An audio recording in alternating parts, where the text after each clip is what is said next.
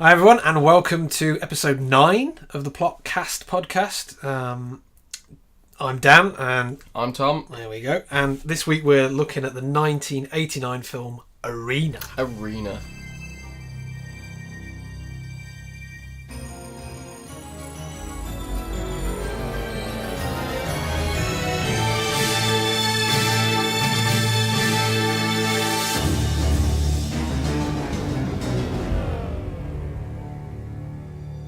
Okay, so when we begin, we're treated to a logo by Transworld Entertainment. Very progressive.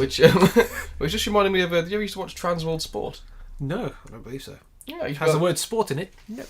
Yeah, but it used to just be like skateboarding and okay. And what have you. Exports. Yeah, you spent like Channel 4 in the morning. Okay. You got people doing kickflips to Charlie and all sorts. But yeah, that's a small memory for you. But yeah, we get some quite good 80s music, I'd say. Yeah. I mean, well, it's very 80s to the point. It's unmistakably of the era. Yeah. Even though it's nearly not the 80s. We were about a year away from it being a 90s. Yeah, it's true. I noticed that with I think it was Black Rain was quite 80s, and that was. It's weird though, isn't it? They lent into it at the end, but things were still appearing, and even though you can't say that, like there was still a 80s feel to quite a lot of the early 90s films. You know, they'd still got that kind of thing. Even though maybe it was cheaper to do because it was like, just use that now. We're moving into the 90s. Here's some stock audio. Well, we've still got the synths, can't we? Just just use them for one more film. Fucking John Carpenter's not letting them go. Yeah, exactly. He's got them all. He's still got my fucking saxophone as well. Oh, I love a good sax. Yeah. Anyway. But yeah, I quite like this bit. I think this was why I was like, maybe this would be a good film to review. Sorry. Because I quite like the little spaceships here. Because I remember showing you this little bit, and you never sharing it. You're like, oh, okay, yeah, let's watch it. Well, no. Don't have to apologise too much. We get the big logo which says Arena, and we fade through that into space. Yeah. And I like it. It's like little shot of like a Milky Way kind of galaxy thing. We get some twinkly stars, and the music as well. Yeah, and I quite like there was a little variety in the spaceships there, because one of them I like that kind of looked like a moth. And I've got that note. It looks like a moth. I like that one. And then we get the intergalactic coffee grinder. Yeah, exactly. Or it looks like one of them pencil sharpeners that used to be bolted to a desk. It's a box with a spinny bit on top. Yeah, well, like I said to you when we looked at it, it's like that plastic bit on the top of a white van that spins in the wind. But no one knows what it does. I started looking at that though, and I was like, oh, is it a satellite though? Actually, but I don't think so, because if you listen during this, you have the 80s music, but every time one of these ships comes through view, you hear a bit of like in the background. It must be like the broadcast ship or something. Yeah, well, that's what I thought. But it comes from every ship when it goes past the camera. That is true, I did notice that. It's all the same thing, and I realised on the second watch through, it's commentation of the fights. Yeah. So it makes sense. That does make sense. But anyway, I quite like that little bit, and there's a shot where it sort of pans behind a moon that looks like it's made out of naan bread. Oh, I got giant poppadom. We were both there with the curry base. Yeah. I know what I'm having for dinner now. Yeah. Well, it's Friday. Yeah, I put giant digestive biscuit / poppadom, possibly a planet. Yes, possibly. And then I think we get another ship which looks a little bit like the Sulaco from Aliens. Well, it's a long ship. I went Red Dwarf on that one. That's what I was going to put Red Dwarf, and I crossed it out. It was like a skinnier Red Dwarf in a way. But then we see the thrusters at the back. Yeah, I love that you picked up on that. I was like, there's not too many thrusters on No, it's not even that. It's from something else where you've got... Well, it looks like a type of old computer connector, but you got like 4 on the top, then 4 below, but they're slightly to the side, and another 4 beneath it, and that's off something. I can't think what it's off. It's off a film. Yeah, fair enough. Anyway, but then we finally get to the huge, I suppose, the arena ship, the kind of the base, which looks like, I guess it's like an hourglass. Yeah, I've got a note. It kind of looks like a giant bird bath sort of thing. I think it is wider at the top than it is at the bottom. Okay, yeah. But yeah. And it's got a spinny bit on it. Yeah. Everyone likes a spinny bit in space. Yeah. And then it cuts straight to the arena, doesn't it? We have 2 aliens fighting. Yeah. So we have, I think we learn their names later, but we've got Horn, and Spinner. Horn's kind of like I suppose he's like a goblin with a robotic eye, isn't he? Well, he looks to be half robotic. It literally looks like his right side is mechanical. Yeah, he's a bit. Is it Kano from Mortal Kombat? A bit, but he looks more animalistic, doesn't he? So he looks. I want to say altogether unlike a Minotaur kind of That's thing. it. That's what I was thinking of.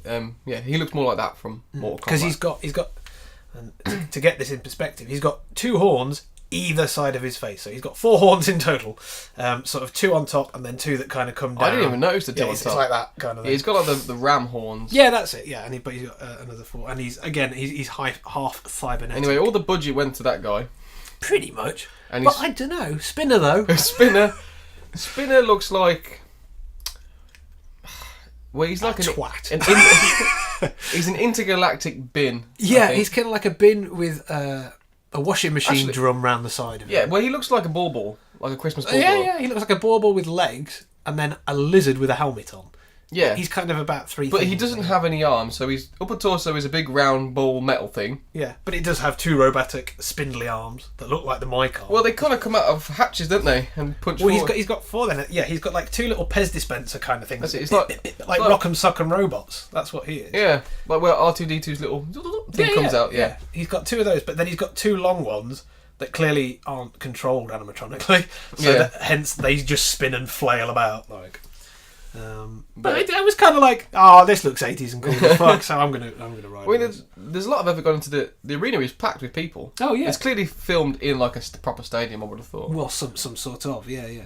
But I like that. I think this is, for some reason, this establishing shot is what got me, because I saw it's on Netflix currently, so you can watch it on there if you really want to. Run now to avoid away spoilers. From but it was sort of attractive. I put it on and went, it looks 80s as fuck, let's give it 5 minutes, let's see what it's like. And I got to about this stage and I liked it because I was like, the crowd look, stereotypically futuristic, 80s futuristic Adam and the Ants kind of. Yeah, it's got a vibe to it. Yeah, and I quite like that. And the fact that obviously at this point we're not CG anymore, so you haven't got that yet. So yeah, it's all puppets, all puppetry, it's all latex and shit. And like the aesthetic kind of drew me in at this point. And I kind of like the little fight because at this point it's really cheesy, like I say, with those 2 little arms that kind of go pip pip pip. Yeah, they can't really be doing much damage. And Spinner is getting rocked up. He's getting whooped. Yeah. The thing that bothered me about this was that Horn he's punching him in the armour. Punched the lizard head. Yeah. Which he kind of does. He breaks the glass on his helmet a little bit. And he goes for the cheekiest of ankle kicks, and then he picked up on that. He's like, ooh. It's quite nice. But we see the 2 trainers cheering them on. It's a little bit like Real Steel with Hugh Jackman. Yeah. But 30 years older. So yeah, they're kind of cheering them on. I think we've got who is it? We don't know her name at this point, but is it Quinn? Quinn, yeah. Yeah, she's like saying, "Do an uppercut, do an uppercut, do a backflip." And then we've kind of got Wayne and Troy in the background as well, like the 2 trainers or whatever. We think it's Wayne and Troy. Well, but they're the only other 2 people on IMDb that don't have either pictures and have a credit, so it's got to be those 2. Because we never learn their names in this at all. They're just kind of like background goons or whatever. Hired goons. But obviously for the purposes of the fight, the arena fight, they are the trainers, aren't they? They're the coaches. Or they're the entourage of these of Spinner. Yes. How would Spinner do an uppercut if he's okay? Forget it doesn't matter. Wow. Yeah, but he it doesn't matter because he's getting his ass whooped and he gets thrown out of the ring at this point. Horn picks him up. Oh no, that's a little. No. Isn't that after? Don't we see some? Does someone get a big syringe? Oh shit! No, you're right. Yeah, missed a bit out. We haven't got Weasel yet. No, because this. Yeah, shit. So we see that, and then we got a little cut then from these 2 fighting and Quinn and the gang to the canteen, or we see it's a canteen or some kind of food. That's it. Food shop. And you've just got it's chaos in there. You've got the fight on in the background on the TVs and shit, and you see this little guy sort of going, 3, a 5 and a 7, get a 3, get these 2 here, go, and sort of shouting and get this tall guy who is blatantly going to be our lead. He's going to be our lead because he's got the big chin and the blonde hair. Yeah, and he's massive. Yeah, compared to everyone else, he's about 8 foot tall. He's huge, and he's not doing his job exactly. He's kind of watching the fight on the TV and kind of neglecting to make food. He's watching it on what looks like a modern day tablet. Well, an iPad. They predicted the future. Well done, Arena. Yeah. Well, they predicted iPads and UFC. Yeah. Yeah, he's watching the fight. He's not really paying attention. He's meant to be the chef, I think. Yeah. He's not preparing the food, so all these aliens are like backing up at the counter and shouting at a man there with 4 arms. Yeah. Shorty. Yeah. Oh, because that's the line. He goes, "I've only got 4 arms, 4 hands." So, yeah, a man there is Steve Armstrong, played by Paul Satterfield. Yeah. And who's Shorty? Hamilton Camp. Hamilton Camp. This sounds made up to me. A lot of the names do, to be fair, because on those credits as well, you see one of them which is Shari Shattuck, and I misread that so hard the first time. And a lot of them, Satterfield, I also misread. Spell it out. I thought they both said shat or shit. Yeah, shit fuck. Anyway. Yeah, shit fucking shat herself. We just got rated 18. Yeah, we keep cutting back between him watching the fight and the arena. And the fight, yeah. But we get I think this is the first time we get a look at our antagonist, who is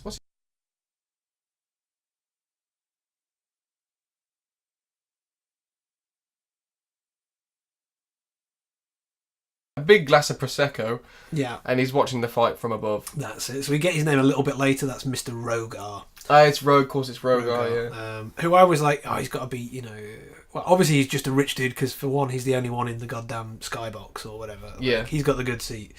And I thought he was going to be, the head domino, the guy in charge. But I think he's just a promoter. He is basically. He's the guy with all the money, isn't he? Well, yeah, but he's Horn's manager. That's it. So he's Horn's manager, whereas Quinn's Spinners. But we know he's evil because, my God, because look at him. Yeah, everything about him suggests evil. He's got almost shoulder length, long slick black hair. He's basically like Loki. He's what's his early name? Loki. Yeah. But we get a bit of exposition here.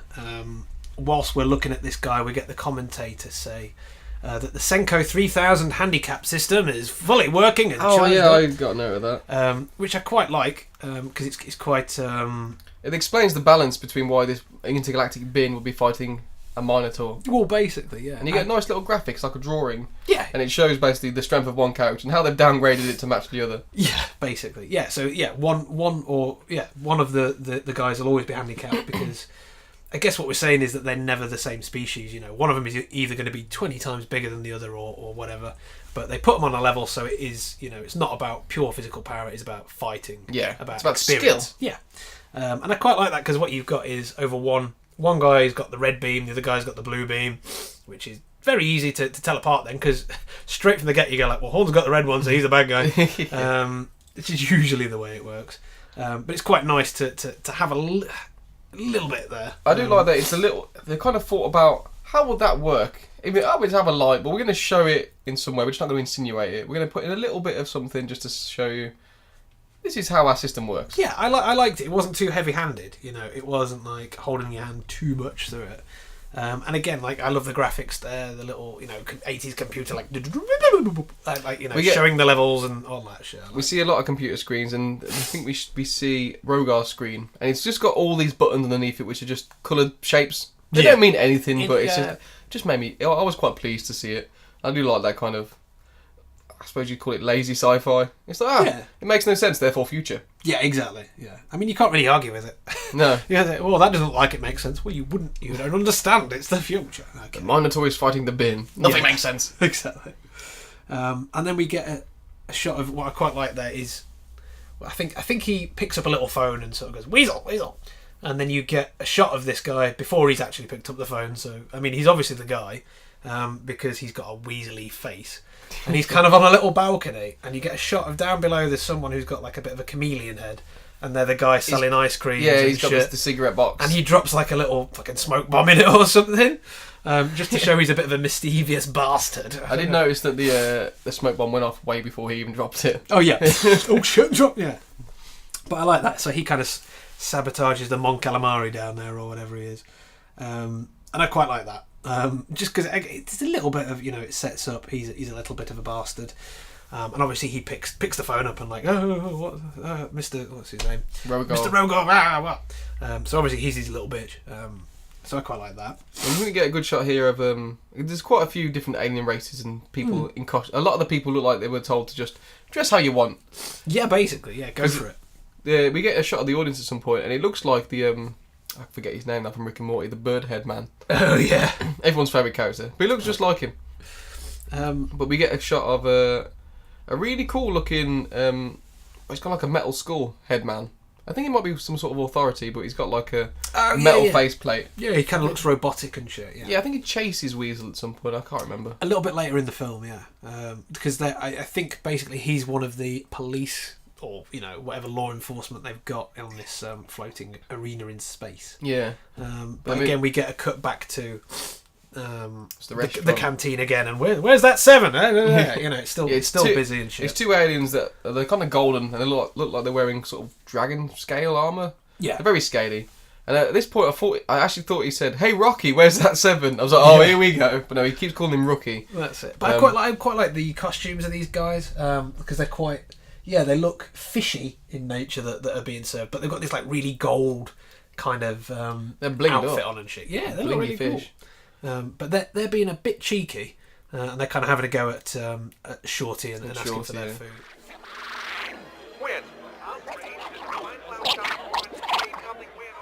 Hey, you want to eat this food or wear it?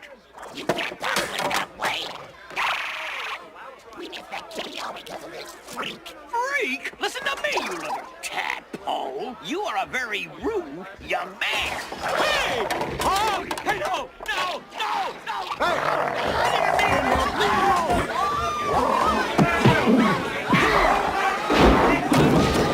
So we're going back to the fight now, and we see Weasel hand a massive syringe to a guy wearing what looks like the original Captain America helmet. Yeah! I quite like that. And basically they you see them inject Horn, and they're giving him steroids or whatever the space equivalent is. Super juice, super Horn juice, bloom juice. And we get back to another cut back to the restaurant, and Shorty's he's finally serving people with all four of his arms. That's it, because that's where the line comes in. I've only got 4 hands. Yeah. And we're back to the fight again, and I think this is where Horn lays the nut on Spinner. I think all the films we've watched have got a headbutt in at some point. Yeah, actually, yeah. It's like a prerequisite for anything we want to talk about. Oh, there's a nut. Let's talk about it. Headbutts and shotguns. That's what we do. Yeah. Because So that's the bit where he nuts him and then breaks his. Yeah, he breaks his glass, and then people are booing. Yeah. But then this is where he lifts him up over his head. That's it, and throws him over his head out the ring into the audience. Yeah. But obviously, there's not much. There's no CG in this film. So No. It's very quickly sped up. I don't know. Is it on a wire? It's got to be on a wire. It's got to be on a wire, but yeah. Or at least that was an empty husk of the Spinner outfit. Yeah, it was just a thing. He just threw a bin with some pyjamas like on a it. Doll, yeah. But yeah, so a very janky scene. But he runs up into the bleachers. I mean, they're called bleachers. Yeah. And everyone rushes in to stop him, and he just starts beating the shit out of Spinner. Oh yeah, he keeps going. I mean, at this point, I don't know whether it's not really pointed out, but the game that we've got, it's kind of like sumo rules. You push them out for a point, or knock them out for a point. It's like Tekken. You get a ring out, you get a point. You get 2. Yeah. So technically, throwing him out was already enough. There's like an invisible laser beam that if you go through, it goes. That's 1 point to Horn. That's it. So that already kind of happens, I guess. But you don't really see that as much. But it's kind of presumed that the fact that he's laying into him outside the ring, he's already got his points. So he's technically won the match already. But he's still going at it. Going too far. He is. I'd say. And then I think we get maybe bits of the commentator, or maybe it's a shot of Quinn and the guys, and he just got the line like, "Oh, he's an animal. He shouldn't be allowed to be doing this." Like get him off him.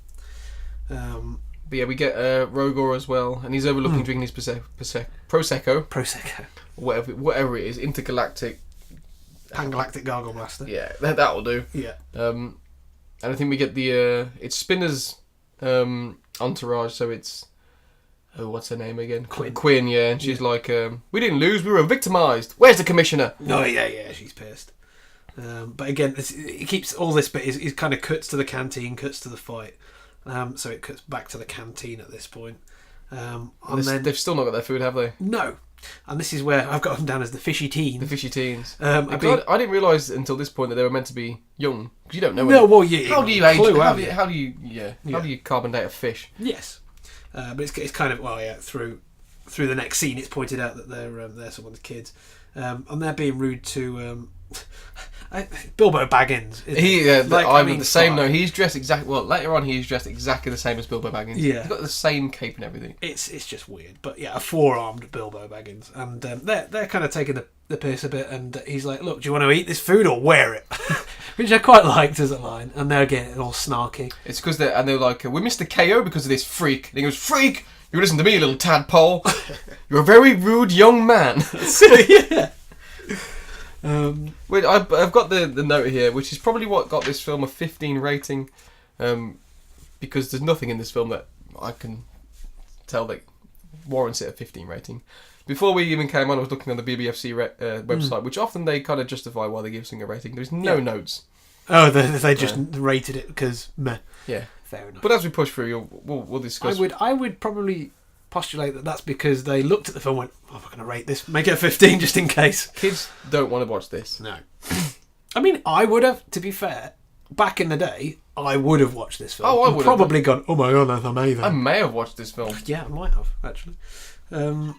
But then we get the adult Squid Man come in. I think it must be their parent or something. Yeah, I think later throughout the film, we get a name of Vang. That's Vang. Yeah, because I was like, who the fuck is this? Okay, it must be that guy. But he comes in and he sort of has a go at Shorty, like, "What are you doing to my kids, man? Like, that shit ain't cool." But then Steve Armstrong, Arms of Strong, yes, he steps into fight his fight for him. Yeah, he's got Shorty's back on this one. Which is good for Shorty because, again, as the name infers, he's a tiny little hobbit man. It could be that Steve is just a giant. Yes, well, a bit of both, I'd say.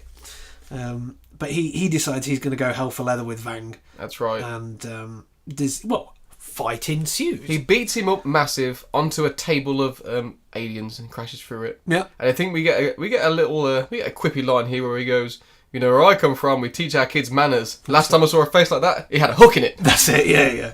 And again, at this point, I was really liking these little lines. And I think it climaxes with, he ends up throwing him through the frigging window or some shit. He double kicks him through a window, but I was listening to this with headphones on, and I could hear the extras talking, and there's a brilliant bit where I think it looks like Steve might get punched, and the guy in the background goes, "Uh-oh," and then he gives him a double punch with both fists, and he goes, "Oh, that did it." And then the woman just goes, "We're all going to get in trouble for this." Oh, that's great. That's a great little bit of conversation. I love that from the NPCs. Made the film for me. That's great. Like I said, he kicks him, jump kicks him right out the window, and the big fish is down. That's it. And then we get, basically, as soon as this happens, the tannoy pipes up. Oh, of course. Yeah. And he's like, "Attention, snack bar 21 staff.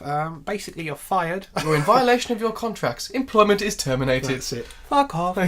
Get out, please. That's it. And just leave the restaurant with no staff in it to get ram-raided by squidfish. Yeah, exactly. And at this point, they do what I love, is that, like, when anyone's ever fired, they are immediately just like, "Oh." So they take their top off right there and then and just walk off. And I always like that. Like, they've got no personal effects or they don't give a shit about anything. Just like, gone, that's fine. me done. Yeah. We all want to do that one day. Oh, yeah, definitely.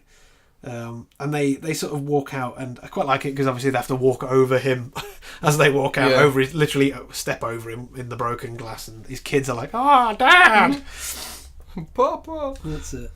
And I quite like that. And you get a bit there where I think we get Shorty's race is described as a nebulon or a nebulate. A nebulite thing, yeah, because they're walking down a long hallway now. That's it. And I think he this is where he kind of thanks him and says that he's going to repay him. Yeah, because he says the line, "A nebulate never forgets." Yeah. What were you, cloned yesterday? A nebulite never forgets. Honour demands I repay the favour. Yeah. You may need help without a job on the star station. That's it. You could get deported for vagrancy. That's it. But he wants to be deported to Earth anyway, but that's later on. Yeah, I mean, that would be a plot hole, realistically, wouldn't it? But yeah, so they head over to Steve's apartment, and he tries to get in, but the key won't work. Well, yeah, it looks like your vape pen. It actually does, doesn't it? Yeah. It kind of looks like a crystal tube of some kind. It's kind of like one of them really crappy early toys, and there's a few of these throughout the film that you would see in Dylan's. It's just a pen with a light in it. Yeah, basically. I love this because they're talking, and one guy from up in the rafters, from whatever... From an apartment. It's apartment number 100, just goes, "Ah, shut up!" Yeah. Yeah, it's great. So he tells the little guard there or whatever he is, and says it's my key's not working. And I kind of liked the lingo here. He says your crib's been folded. Crib's been folded. It's like, wow, they're ahead of And their he just time. breaks his key. Yeah. And hands him his bag. And another great bit. I love this because he sort of gives him the bag and he sort of puts his hands on it and goes, well, what am I meant to do now? And he goes and slaps the like a little fold-out table that he's put the bag on, which means he has to be now holding his bag. I like it because it's kind of like you've got to get out now. Like, Yeah. boom, boom, boom, fuck off. And he just laughs. Sort of laughs to He laughs himself. and has a little whiskey. Yeah, I loved it, like a little miniature. But Shorty's like, no, you can come stay with me. I owe you you are going to repay my debt. Yeah. And I think he even says, oh, we'll I think it's later on where he says, oh no, we'll take this as repay. He's like, no, it's not good enough. No, he won't let him get out of this for some reason. Yeah, but before all that, we get it's Quinn, and they're trying to fix Shorty. Spinner. Spinner, sorry. Yeah. No He's one. trying to fix Shorty. Shorty's beyond redemption. No one can fix that guy. And they're kind of discussing what's wrong with him. It's like the drive-by bypass, the EDD system is completely fucked, or something like that. Yeah, I love it. Just absolute bollocks. It's like we can't fix it. It's like, right, hand me a spot weld. Try it now. Yeah, and they're basically like he's lost a lot of this, made up word fluid, and all this sort of stuff. And this is where we get Spinner's line of, "Did you fix me? Can you have bag? Sorry, kid, but your fighting days are over." That's it. And the guy All goes, he needs is a micro relay. "Micro relay." That's it. Sorry, I had to get all them lines out. Yeah. And what the hell? At this point, I'm just going to say, because it wasn't until later, and I want to keep the process pure. I was like, at this point, Quinn, I really recognised the shit out of her from something, and I couldn't put my finger on it. I kind of recognised her. Do we know where she's from? I do, and I'll get to it later. She's not. Because I literally went, oh! But I don't know whether you'd know her from that. But she's been... Babylon 5. Dude, you would know her from loads of stuff based on the fact that she has so many frigging computer game credits. She does like Warcraft, oh Christ, better ones than Warcraft. But she's done shit tons of video game credits. Oh, and there's another person in this who is the voice of Andrew Ryan from BioShock. Yeah. There's actually a lot of these guys. I guess at this point, Hollywood was like, all right, let's get you in voiceover work from now on. We can probably talk about that a little bit later. Yeah, we'll put that in the wrap up. But yeah, she's done shitloads of stuff. But her face, I was like, I really recognise you. She looks a little bit like the woman from They Live, maybe, because she's got that kind of. But her face was stuck in my head and I couldn't figure out why. You gonna bury the lead just there, or are you gonna? I'm burying that like a dog with a bone. I'm burying that lead. Well, talking about bones, fish bones. The fishman walks in. There we go. Brilliant. Segway. That's it. Yeah, so it's the guy that got roughed up in the bar. Yeah, he ain't looking too hot. He's got like his arm in a sling and shit. And he's looking a bit worse for the wear. And this is where we get his name, I think. Is someone goes, "Oh, Vang, what happened to you?" Well, this is where I got confused because the first guy calls him Finn because he's got a fin. He's like, Finn, what happened? Yeah. That Earthling, that's what happened. Yeah. Yeah, I think they might just fuck around with that might be their little nickname for him. I don't know. But we get a very quick cut from this, him saying, it was the Earthman, and they're kind of like, oh, what? It's off to Shorty's abode. That's it. Well, we're still in the corridor, and Bilbo. Sure. Yeah, I think this is where we see him, like a proper good shot of him. In and that now he looks like Bilbo. He's even got the haircut. Yeah, like totally. But it's the way he holds his hands beneath the cape and kind of shuffles along. Yeah, there's a lot to it, and he kind of looks a bit like is it Ian? No, we're going to embarrass ourselves here. Shit.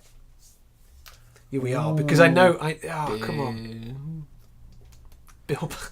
Bloody hell, Bilbo. I'm not doing a fact check. No, don't do a fact check. We can try and let that come to our natural brains. That'll pop into my head in a minute, I'm sure. But anyway. Yeah, so they go to Shorty's apartment, which is access port YCS-17. That's it. And I was like, is this a big USB port or something? What it's funny because he opens the door and it looks like a closet. I was like, this looks just like Bender's apartment from Futurama. Because it looks tiny, there's nothing in it. But then it kind of reveals that... is his name Ian something? No, I think it's... don't force it. Now we're on a Lord of the Rings. Yeah, it's like having a good poo. You can't force it. You've got to let it just fall naturally out of you. Let it come ergonomically. Not ergonomically. Naturally. I'm going to say, don't get stuck on another word. Anyway, so they're into Shorty's apartment, and you find out it's a big hatch now, a massive ladder that goes down. Mm-hmm. And Steve just throws his bag down, so there can't be anything breakable in it. He just throws it all the way down, and it kind of pangs on the floor. Well, I kind of like this because they've made this like look with their camera angles a lot further down than it actually is. Because I quite like this bit because he chucks that down, and he starts. He's like, oh, after you, and then Steve starts to go down the ladder, and then as soon as he goes down, he's kind of like, ah, fuck. And Bill, and he's like, oh, and then Shorty, I keep calling him Bilbo. Shorty pipes up and says, oh, there's a missing rung. Missing rung, I didn't tell you. Oh, I forgot about that. So whilst he's still on the ladder, Steve goes, all right, well, after you then. Yeah, and he gets back up, and he's like, you first then. But does he actually get back up? Because what I thought had happened is that Shorty kind of went down and they did the whole weird, like, climbing under over. I don't think you kind of see it, but... I'm not sure. I think what it is because when Shorty climbs down, obviously he's got 4 arms. He's got 4 arms, he can hold everything. 4 hands, which to me, I was thinking in my head, character only has 2 arms, that must be Steve's arms behind him. So I think that bit kind of, like, freaked me out. I did wonder at points what was someone crouching behind him and what was... Because sometimes they are just, like, bungee corded to him and they're flailing around like tubes. Yeah. But yeah, so they make their way down. Again, I like that bit where he's like, oh no, okay, I'll come back up, you go down. It's like a little bit of logic there. Yeah, I liked it. But what I was saying was that as soon as they get down this ladder, you can kind of still see the top of the ladder from where it's like, it's 2 foot. Yeah. But they did some nice camera angle with that, so I quite like that. But yeah, they get to the bottom, but you kind of see it from the outside perspective, and he kind of kicks off a service hatch plate. Yeah. And then again, they're into... It's the mutant sewers from Futurama. Again, it's what it reminded me of. It's kind of like... Okay. Again, another thing that seems to be a theme of all these films we watch is that it's got a downtrodden shanty society. Town. Yeah, you can think of like the last minute you got all them weird people running around downstairs. That was children. That was exactly what I thought when I saw it. And then you've got the upper ground version of that from All They Live. Yeah. Maybe it's just these kind of traits that happen in a lot of these films. Yeah. I don't know, but I think we do. I think Shorty says. I think he coins it. He says, "Oh, welcome to the tubes, kid," or something like that. That we get the name that the underground society or whatever is called. Called the tubes, because it's in the belly of this space station, right? Yeah. So it's all the gubbings and stuff. And I think these are the more interesting parts. I quite liked this underground bit. Up until this point, I was perfectly entertained. Yeah. Well, I was still quite entertained. Oh no, but I think we get a little bit here where they're walking through and people are saying hello to Shorty or whatever and things like that, and you hear like an extra in the background say, "Oh, he's wearing Wendell's robes." I think it's Shorty that goes up to a guy and says, "Oh, that's Wendell's coat." It's robes, yeah, and he says, "Oh, he went under his lungs." He's looked poor Wendell. That's it. And at this point, and it is about 1529 or thereabouts, that is the Back to the Future music. It just is.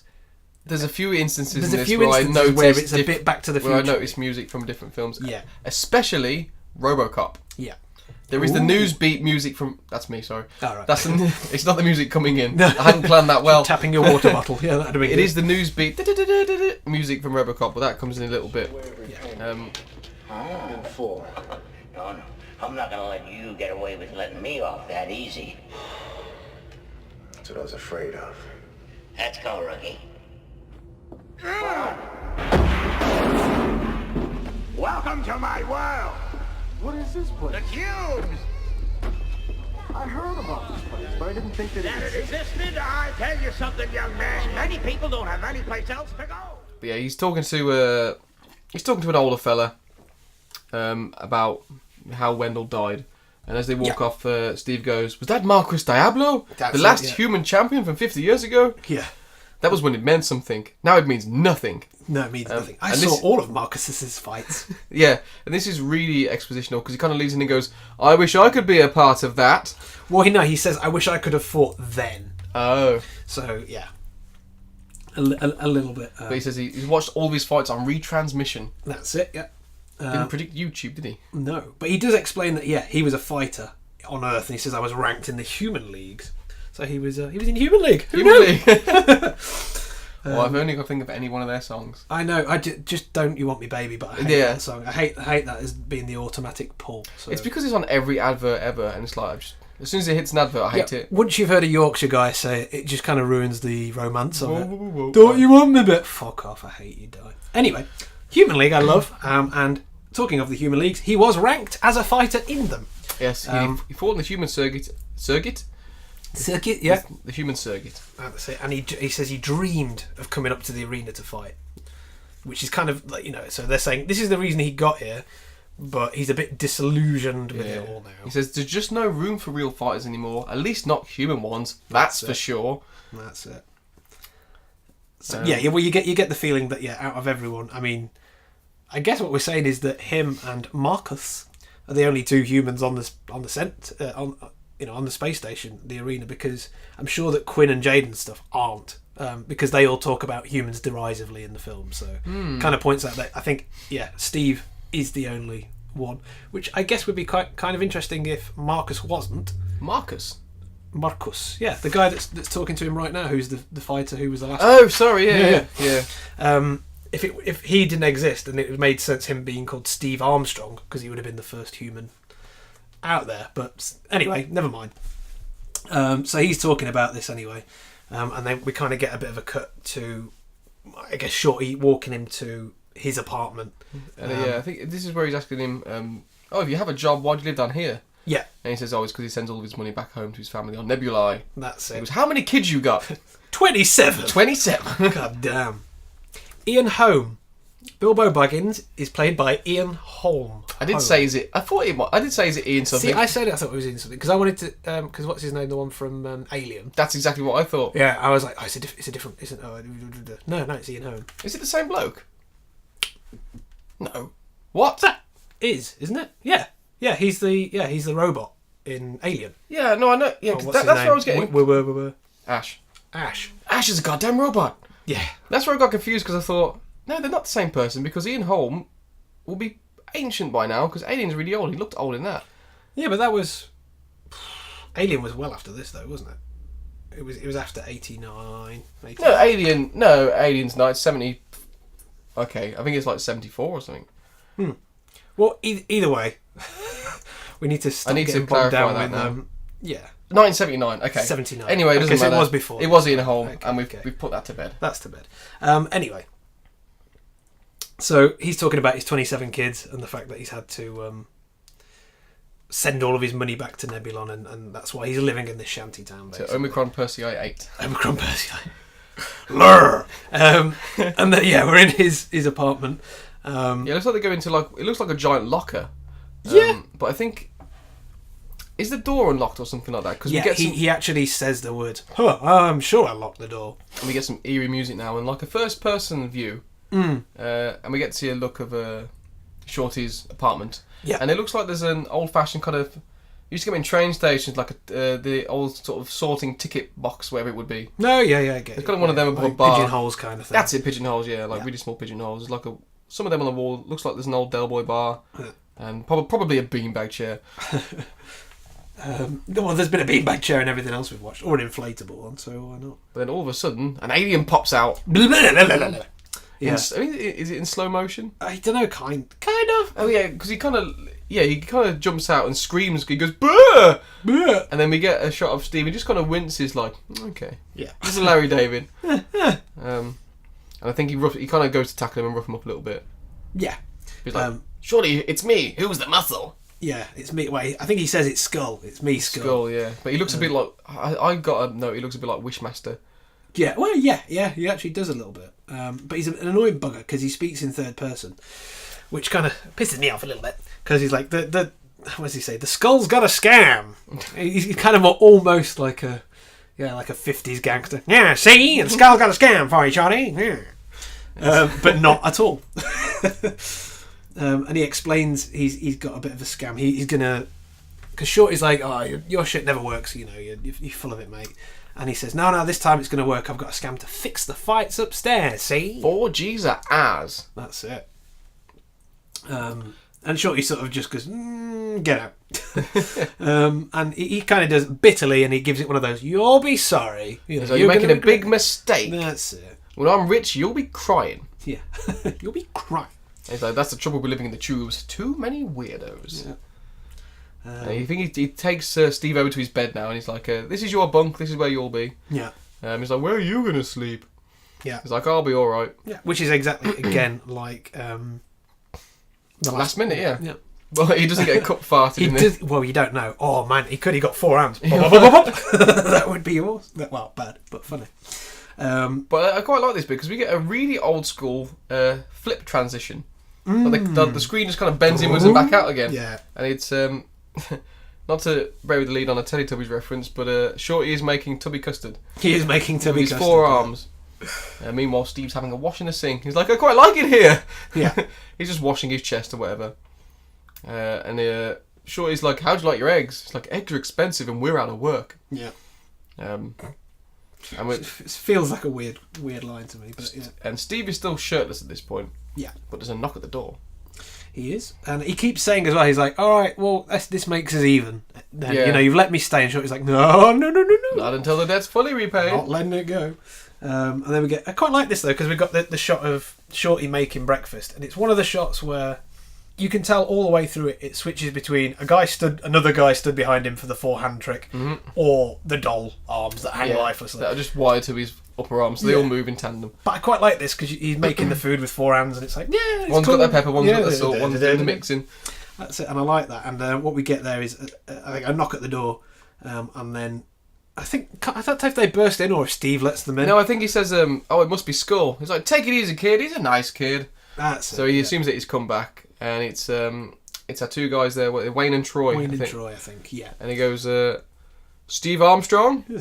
Yes. Just gets a punch right in the face. Slap! Yeah. And at this point, we get a really strange reaction from Shorty, because he's like, hey, take it easy. It's almost like he's taking it comically. Yeah. Because he's still stood making breakfast. Like, hey, come on, guys, knock it off. To help at all. Oh, no. But I think that this is where they come in and they're like, this is the guy that did something to Vang. And I'm sure Steve goes, who the fuck is Vang? And I'm like, who's Vang? But I like it because it's very 80s. As they're beating him up, they just keep coming out with little quips like, hot shot, yeah, take that, how'd you like this? Like, just stupid things that no one says when they're fighting. I really like that. But there's lots of and he gets a kick on the chin at first, and that's when Shorty's like, I can't. I'm gonna make an egg sandwich on it. I don't know. He says a quip, stupid, yeah. and there's a lot of punches to the stomach. I mean, he's really getting his ass whooped For a guy who is a self-defined fighter. Yeah, he's really not fighting back. No, but they throw him outside. That's it, and I quite like this bit actually. I like this bit as well. Hang on. Oh, they give him a kick at the backside as well. Yeah, that's a part of it. But they kind of throw him through some railings. Yeah, but it looked really good. Like they weren't meant to break. Yeah, like, he's like, oh shit. Oh, yeah. No, it was breaks through the middle one. It was either good acting or they just didn't tell him that shit was going to happen. I liked it. But then he falls onto like it looks like a pile of trash.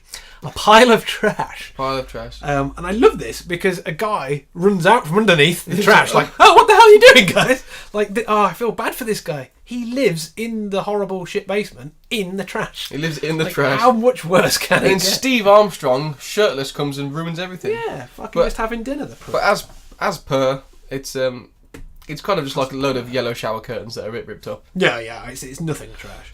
And I think we get the little line from, I'm going to say he's probably called Wayne. We'll go with Wayne. Just a blonde guy. Yeah. And he goes, that's from Vang. And again, I'm going, who the fuck is Vang? But, you kind of put 2 and 2 together. It's funny. I've got this written down. That's for Vang. Who the hell is Vang? Yeah, literally, both the same notes. Because we don't get that exposition till a bit later. Although you kind of work it out a little bit because you're like, well, if they're the guys that were doing the thing, he's a good guy. It's only about 6 characters in the whole film, so it's process of elimination. That's it. And then we get Steve at this point. He's doing some crouching now, I think. Yeah, some lovely crouching. And this is where we're like, okay, he's going to fight back at some point. And what we see is like the locals or the inhabitants of the tubes are sort of gathering around. They're on the gangways and the planks up in top and looking around. So it's basically like the arena already. Yeah, I don't know if you noticed, but now there's steam everywhere. Yes, steam starts coming out the vents, and the classic 80s music kicks in once more. Yeah, and everyone's cheering him on as he's giving him a good old rough ring up. That's it, and he has a bit of a tussle with the guys then, doesn't he? And sort of, I'm sure there's a bit where he gets a 2x4 or something and smokes Yeah, he gets one of them he gets with a pipe. no. I think it's Wayne gets a pipe and goes for him, but he does a very Streets of Rage throw. He like gets him by the shoulders, leans on his back, and then throws him by. Oh no, that was great. Does the old flip? Yeah. Throws him backwards by 1 foot. I really like that. Which is the kind of thing when you were little, you'd always try your mates, like, go on, try and throw me backwards. I'll on you, and you do it. Yeah, you end up just kicking him in the nuts. Yeah, and then falling on your head. Yeah. But he pulls it off. Yeah, no, he does this well. And I think just out of the steam, Quinn walks in. Yeah. This is where I had the brainwave. She was in Quantum Leap. Oh. And that for me, that I was like, fucking, of course she is. I don't know why, because I have watched them mainly all, but I don't know why I was so angry at myself. I was like, why? Because what I thought she was, if you remember Red Dwarf, the one where they're all with the cowboys and shit. Oh, yes, and yeah. they're in VR and that. Yeah. At the start of the episode, he's just in VR shagging, basically. And he's playing a private dick. Yeah. And the computer sprite is like, I'm bad to the bone, I'm bad code. And he's like, yeah, but you're fit. And I was like, it's her. No, it's not her. But it's an obscure pull regardless. It's a very obscure pull. But this one's even more obscure. She was in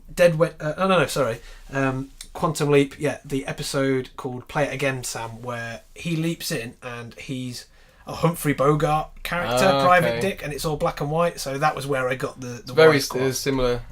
Yeah, because I also thought she was in Dead Men Don't Wear Plaid, which is a Steve Martin film, a detective one, which is a good one you should maybe watch, because it's one of those where they use different sections of old films, so they actually have Humphrey Bogart and people in it. Cool. And he's just sort of, a lot of it is kind of like first person. Commissioner Dent to the red car line, please.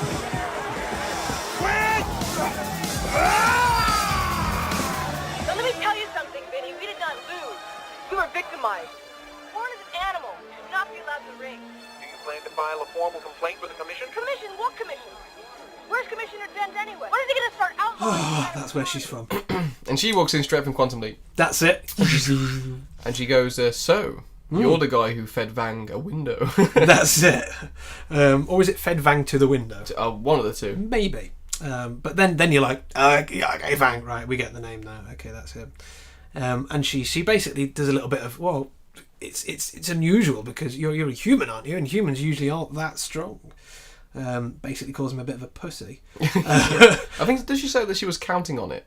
Oh no, she was counting on Vang because Spinner's knocked out. That's right. And then I think Steve goes, for what? Being stupid? He was one of my fighters, one of the best. Yeah, I love that little line. And it was this point that I noticed that she's got massive ear tunnels.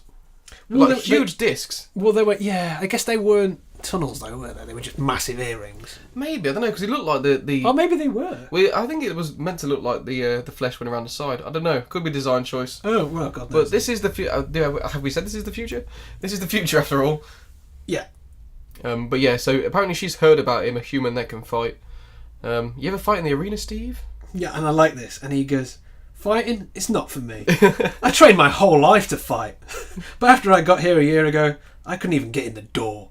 I know. What is it? I'll tell you, I've seen it and it stinks. And what I love here is he has a little horrible line. He's like, why don't you and your guys go and slide back upstairs? Yeah. You and your two boneheads slide back upstairs where you came from. Yeah. But so he's just done a massive 360. Yeah, and literally 5 minutes before, he's explaining how he really wants to fight. Yeah. And I've got it written down, but he just said that's what he wanted to do. Fucking twat. Yeah, because he's flip-flopped all the way through this. Because at the start of the film, we see him addicted to the fight, whilst he's making dinner. He can't look oh my away. God, I can't look away from this. Gets into a massive brawl. Then goes, oh my God, you're the human fighter. I love fighting. I've trained my whole life to be a fighter. Fighting's kind of shit.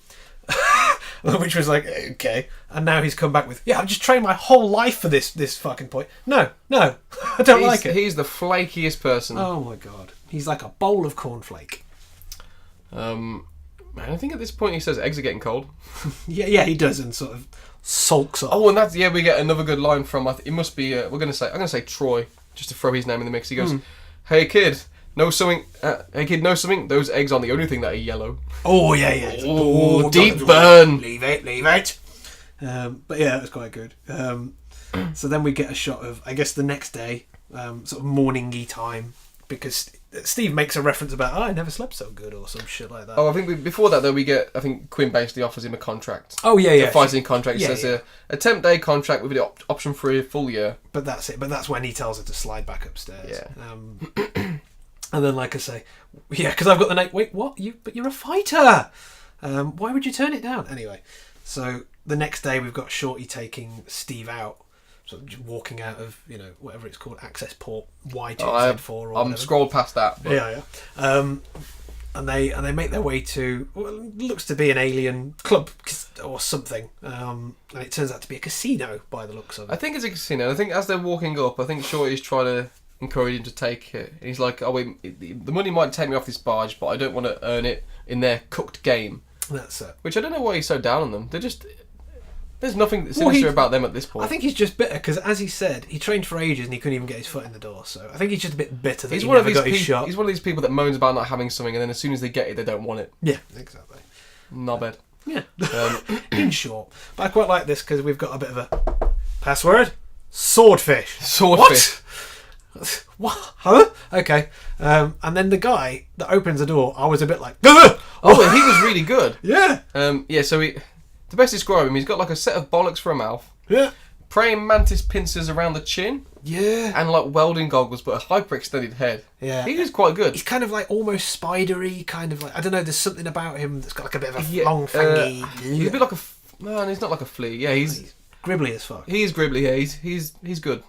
Someone put some effort into designing that weird thing. Yeah, but that was it, because you get the little eye slap thing and then swordfish, and then he opens the door, and I actually went, oh god, like a little bit. And I really like this because again we've got lots of different things, lots of different aliens and shit. Lots of different aliens. Rather than it's it's more eclectic, more like your Star Wars kind of alien. You see thousands of everything, other than they're all the same. And then everyone writes a backstory about it. Yeah. Oh my god. We'll get the spin-off movies. Gives a shit.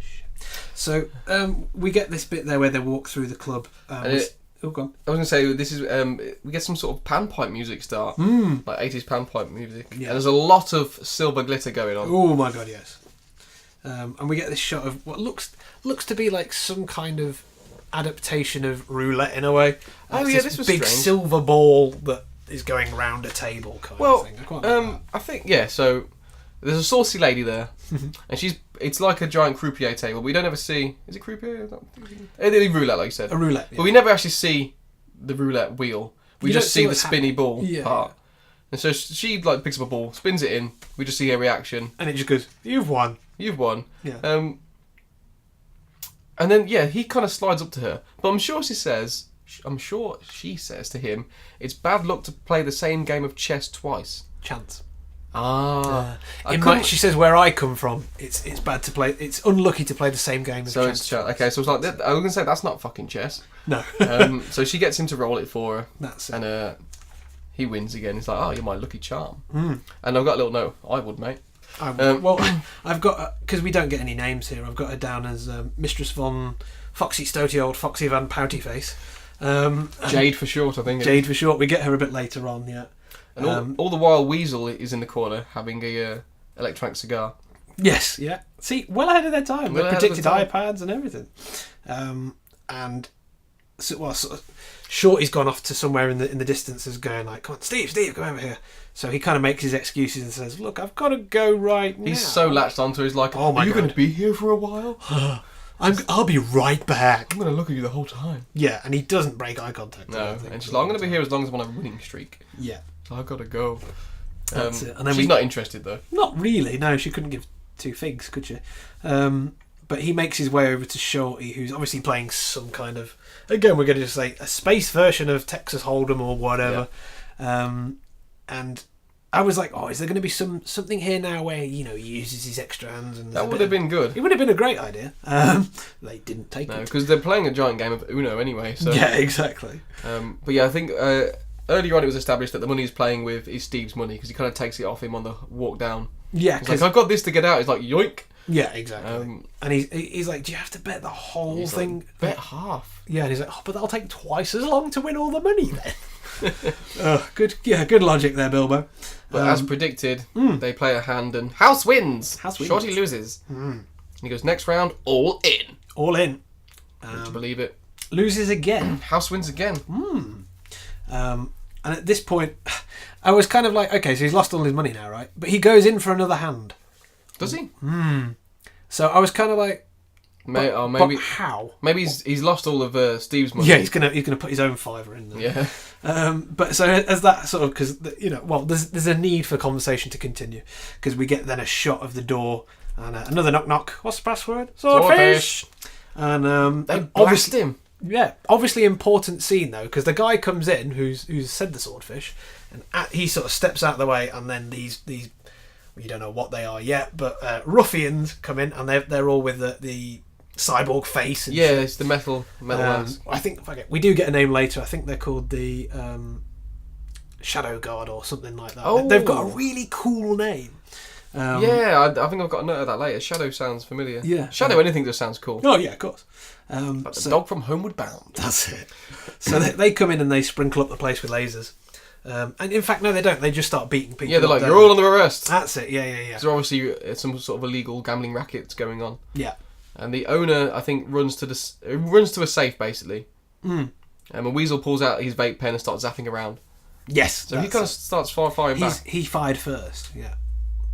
And then I've got to note that these policemen, they kind of look a little bit like a shit version of Sentinels from X-Men. Yeah, that's what I mean. They're somewhere in between, aren't they? And it's almost as if because they're kind of like a one cast face or whatever you want to call it. But it's almost as like they've got aviator glasses built into the style of their face. They haven't actually got glasses on, but it makes them look like that kind of average road cop kind of thing. And I think I'd say we're kind of overselling the costing of it, because they still look shit. It's pretty haggy. But I like design good, production a bit haggy. Yeah, it's clearly plastic. Yeah, it's not.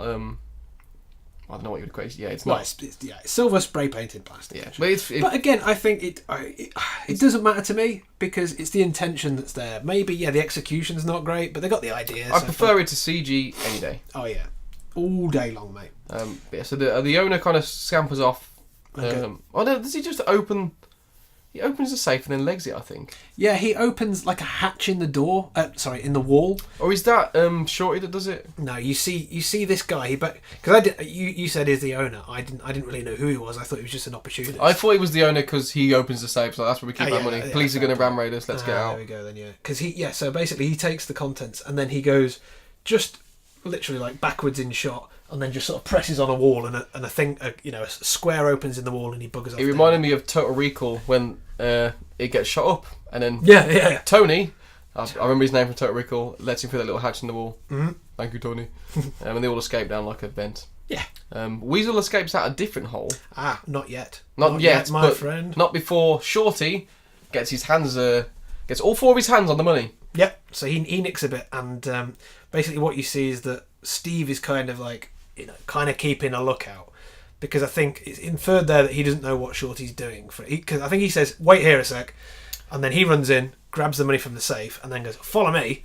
And then they go down the hatch that the other guys open. Yeah, he's not the brightest of blokes, Steve. No, he's kind of just not paying attention to Dick. But Weasel sees this, and he kind of goes to run over to the room, but he's pinned down by the fire from the other cops. So he sort of goes, "Oh!" And opens his own magic. Like, maybe every wall there's, hit it and go through. Yeah, I was going to say, is there a part of this ship that isn't a magic tunnel to somewhere? Because he basically goes, under the bar, presses another hatch, and off he goes. Yeah. We got Shorty and Steve. They're escaping down the tunnel. I think he just tells Steve, right, you go right to the end of this. I'm going to go this way. He says, "I'll meet you at the Goggle Bar." Yeah, I think that's what he says. In an hour, go straight on that vent, and then we get another amazing transition, because it's not a flip this time. It's like diamonds that change and then interchange. Yeah. There's probably a name for that, like a sequin transition, but it's old. Yeah, and very. It reminds me of like U-beam frames used to do things like that. Yeah, this is like a little screen wipe. I quite like it. But just as they're splitting up into the tunnels there, this is where Shorty sort of goes, "Oh, I got some cash," kind of thing, and Steve goes, "Where did you get that from?" Well, have a think, Steve. Where did we come from, Steve? Where have we just been? And he's like, "Oh, money," and runs off. So then, you get this screen wipe, and I guess this is where we get to the bar. It's their cantina scene, isn't it? It is their cantina scene. And we get some music straight out of well, for me, it's like a Sega CD game. Sonic. I was going to say it's the casino level in Sonic. It's like I've got bling, bling. I've got another Sonic note down there, but yeah, it's very Sega the Mega music's Drive-y. very Sonic-y, yeah. Yeah. And it's kind of cool because again, it is it's like your Mos Eisley cantina kind of shot with again more. I don't think they reused too many alien setups. If that there's they not use the mask too many. It's not overcast with like aliens. There's a few in the background. But what I really liked here is that usually they'll be having cromulent ale or like a little shot of steaminess, but he's got a big 2-pinter of porter. Yeah, basically. Yeah. I mean, they still come up with that when Shorty comes in. He's like, "Oh, watch out for that. That's what is it? Fallovian brew. Melovian brew." Or was it? I had subs on, so I was just. That's a good idea. Yeah. For future stuff, like what did he say? See, I always had headphones on because I was mainly listening to the ambient sounds because I wanted to hear, that'll get him, and things like that in the background from the cast. But hard shot. They still have the stupid name for booze, which is fine, you know. And he sort of turns up and gets his own sort of stein of amber ale. Amber ale, yeah. And I think he says. I don't know if he says too much, but he sort of says something about. He just says surprise. Yeah, he just says surprise and whips out these huge fucking tickets. Huge tickets to Earth. That's it, and it's a one-way ticket to Earth. It's like one way. Oh. A simple thank you will do. Yeah. Even. That's nice, isn't it? That's nice to Shorty. He's got an ale. He's got his porter. They're down the Crown. It's nice. No, I wish the Crown still existed. Yeah, sad times. Ish. I mean, they didn't. The beer wasn't that great. But anyway, he still wants him to fight, so he's like, "I've got you this ticket, but you sure you won't give it a go?" You know. Yeah, it's like this Quinn problem. I don't want to hear anything. Yeah, and he goes, "Oh, all right, you know." So he says, "Okay." Oh no, I think he keeps going at him for a little minute, and he says a great line that's really badly written, which is, "I never seen a faster human in a long time." What? Never in a long time. Okay. And he sort of goes, get off my back about it. I don't want to do it. Yeah, I think he kind of says to him, why don't you try it for a short time? If you don't like it, you've still got your ticket home. Yeah, exactly. Which is a fair enough. Which is a very fair enough scenario. Very fair enough. But kid, you're a natural. You're a natural, kid. I've seen it faster in a long time. But then he goes, no, dude, leave it. He goes, all right, okay, all right. We'll have a toast. We'll have a drink, and we'll have a song. Have some music, and on the bar where they're singing, there's a little number pad. Yeah. And they kind of and then just in front of them, little holographic woman. Yeah, with the most terrible music I've ever heard in my life. Oh, and this is where I've got the note, some Sonic free music. Yeah. And we see a shot of clearly Admiral Akbar. Yeah. He's getting into it. Yeah. That's some boobs. Yeah, she's having a little dance for them. I quite like that. Yeah, and I think at this point you couldn't tell really, but I think it's Slutty McFuckface. Jade. I think it was Jade. It looked like her because you can tell as soon as she comes on, Steve's like, "Hello, take you home." Yeah, exactly. But again, it's sci-fi that we can't get away from. It's got to be a little bit sleazy in the future. No, we've got to have dancers on tap, basically. Yeah, I mean, fair enough. She's a hologram. Technically, it's not. She's not stripping. It is just a girl singing kind of thing. So it's not too bad. But Steve goes, "Well, where's this come from then?" And he says, "Shorty says, I don't know. They piped this in from Hub 9." Hub 9. Huh? Is that meant to make sense to anyone? So that's like the intergalactic babe station, I'm guessing. Yeah, exactly. Pornhub 9. Pornhub 9. And at this point, they're sort of like, I like the Sonic music. And Weasel sort of just pops out of God and nowhere. Yeah, he sneaks up on him from behind, and I think it's a shit-looking gun, I'll say. It's not great, is it? It's like when you were little and it's like a pea shoot. Yeah, I'm going to use my pen and pretend it's a cannon. Yeah, but he's like, just keep watching, don't move. Get up slowly. He's like, that's moving. Yeah, pick a lane here. But then, again, he does another thing that contradicts it. He's like, get them up, all of them, to Shorty. So he gets all his arms up, and they walk out into the hallway. He's like, no, get them down, get them down. You're going to draw too much attention. It's stupid. I quite like that because I don't know. The forearm bit just never got old for me. I just quite liked it. And there's a bit here that did make me laugh because I think Shorty goes to someone, "Hello, how are you?" And they go, "Hi," but it clearly comes from no one on set. Yeah, just someone in the background. I think there's some of that later in the film as well, which I really liked. I'm going to try and remember that. It's where they're sparring. Okay. Anyway, so they arrive. Who again? I didn't know who he was up until this point. I was calling him the commissioner or whatever. It's funny because I always point to my notes because they make me laugh in retrospect. But I've got it's Rogor or whatever the fuck his name is. Yeah. Actually wrote that down. Yeah, that's it. Yeah, I think just now because you get him to say it. I think it's the first line from Weasel says his name. But I quite like it. I like the office. It's got, that sort of Art Deco-y kind of like black marble. Yeah, it's a bit bathroomy, but again a bit sci-fi. It's got them kind of panelled walls that look like everything should have circuit breakers behind it, or everything's got a purpose. And it's a little bit kind of going for a little bit Blade Runner, where you've got the best way to describe it is the pattern is, if you remember Fifth Element, it's the wind element symbol, which is three lines across, then three down, and like wavy lines. Wavy lines, yeah. So that's kind of like everywhere. Yeah. But there's quite a funny line where Rogor goes, "Don't you know who I am?" "No. Why don't you?" That's it. Because Steve actually goes, "No, don't you?" Do you know who I am? No, why? Don't you? He's only kidding, Mr. Rogor. He's drunk. Still puts me in better shape than anyone here. Oh, that's enough out of you. Which one of them pinched my staff? And it's like, oh my god, dude. And then Weasel goes, he's just kidding, Mr. Rogor. He's drunk. There we go. Mr. Rogor, thank you. Yeah, you're drunk, go home.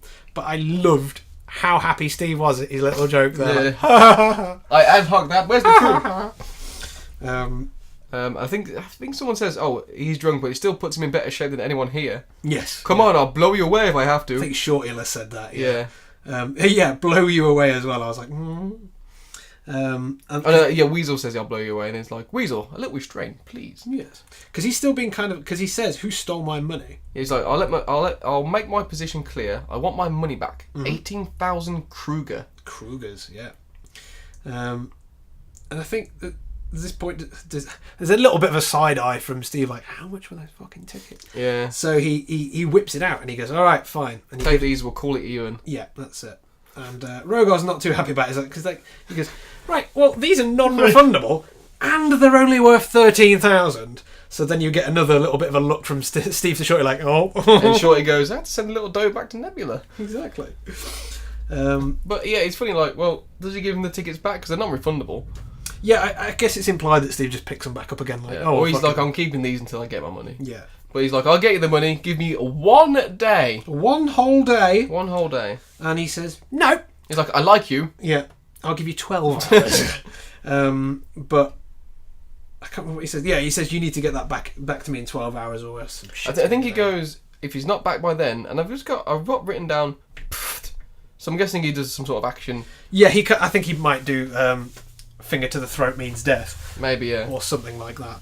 But he doesn't really hang around. He's like, "Oh, fine." And he just walks out. And at this, obviously, Shorty's had to stay behind as collateral. And he, as Rogor gets up, he kind of says to him, "Right, he's got 12 hours. After that, cut a finger off every hour." And it's like, oh, he could do quite a few. Yeah, then, really? Really? It's 20 hours work. Yeah, exactly. Then we get a shot of the spacecraft again. Just to remind us that we are in space. Yes, yeah, just a bit of an exterior and we shot. should point out these spacecrafts, they're kind of inconsequential because they don't serve any purpose. No, they're just like they're flying around. Yeah. And then we get, I think it's Quinn in bed, is it? Yeah, but she's fully dressed in a dress. Yeah, but it's it's that kind of futuristic. The fabric would be far too thick and sticky and leathery for you to sleep in. Uncomfortable night's sleep for her. It's the same material as the sheets, and then she gets up and puts on this huge dressing gown, which is the same material. Exact same. She must be back. I mean, it's cold in space, I guess, but damn. Yeah, too much there. Not indoors. No.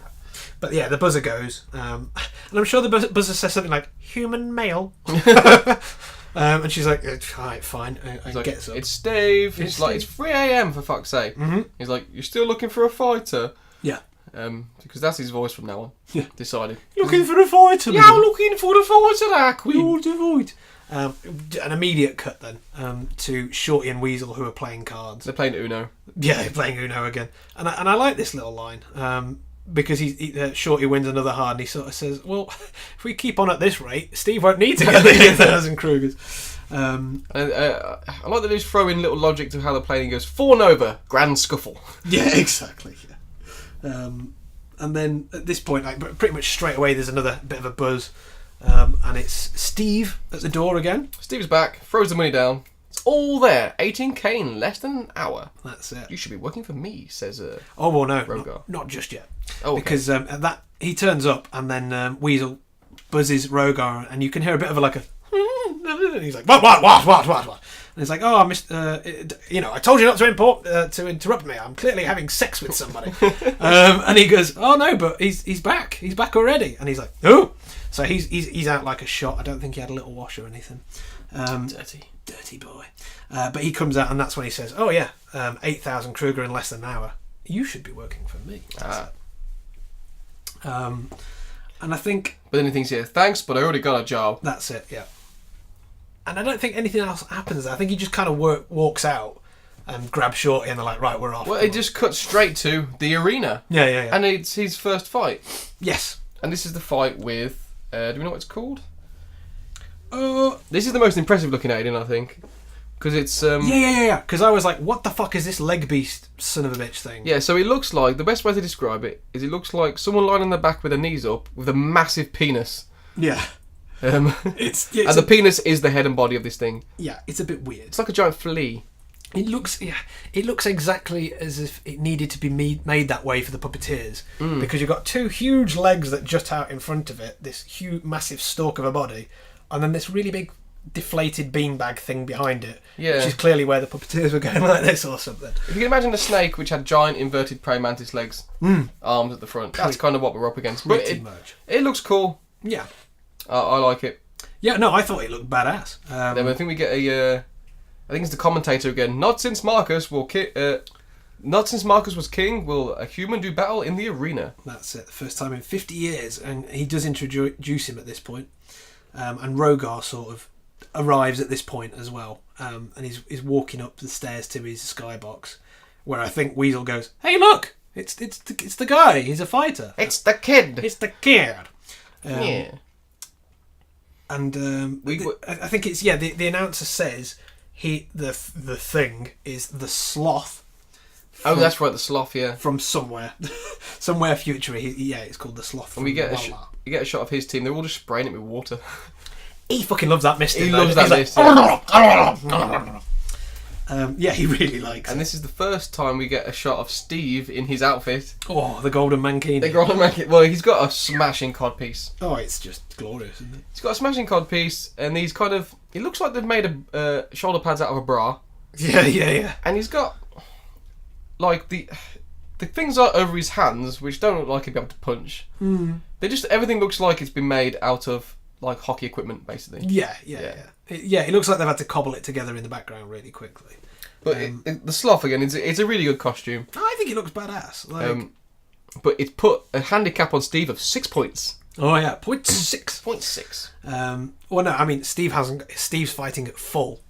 He's fighting at full. The creature's got 6 points handicap on it. That's right. And it's I just still think it's one of the oddest ideas for a puppet ever. It's really weird, isn't it? Because it sort of just does this whole, like, stomping out, like, dap, thing. And I quite like it. There's a couple of hits and licks and punches at this. Well, for someone who watches a lot of UFC, they actually touch gloves first. It's like sporting. I actually like that. Yeah. Well, gloves and claws. Yeah. Because it's weird. Like Steve has to wear gloves, probably to protect his hands more than anything. But the other one's just like got big clawy fucking fang hands, and it's weird. But yeah, so they throw down and do some boxing, and there's some scrambling to start off with, and pretty quickly. Steve gets kicked out of the arena. 1 point to Sloth. That's it. And I think the commentator comes on and he's very derisive. So like, well, this just goes to prove that humans can't fight like this. They shouldn't be involved. It's ridiculous. And that will be proven here tonight. Yeah, and then Rogar laughs. Yeah. just a literal that shot. And then we get back to ringside and we've got, like Quinn or whoever falling over him, and he's being fed poppers and cocaine by the looks of things. It's the fighter's corner where they get the flappy towel out. That's it, and they're rubbing him down with chamois leather. Yeah, they're just rubbing Steve's chest with a big orange towel. Yeah. Just go out there and take control. Get his sensor nerve. You can win. Yeah. That's it, the sensor nerve. The sensor nerve. And he's basically saying, getting close to him, which, when you watch the beginning of this fight, that's exactly what he does. He's straight up he's there. Really in there, and he gets a good few licks in. As soon as he steps in back and in range of the massive spindly legs, he gets a kick up the arse. He gets a massive kick up the arse. But yeah, he goes out there. He's giving it some. And I think he eventually starts climbing onto... He climbs onto his back, doesn't he? Yeah.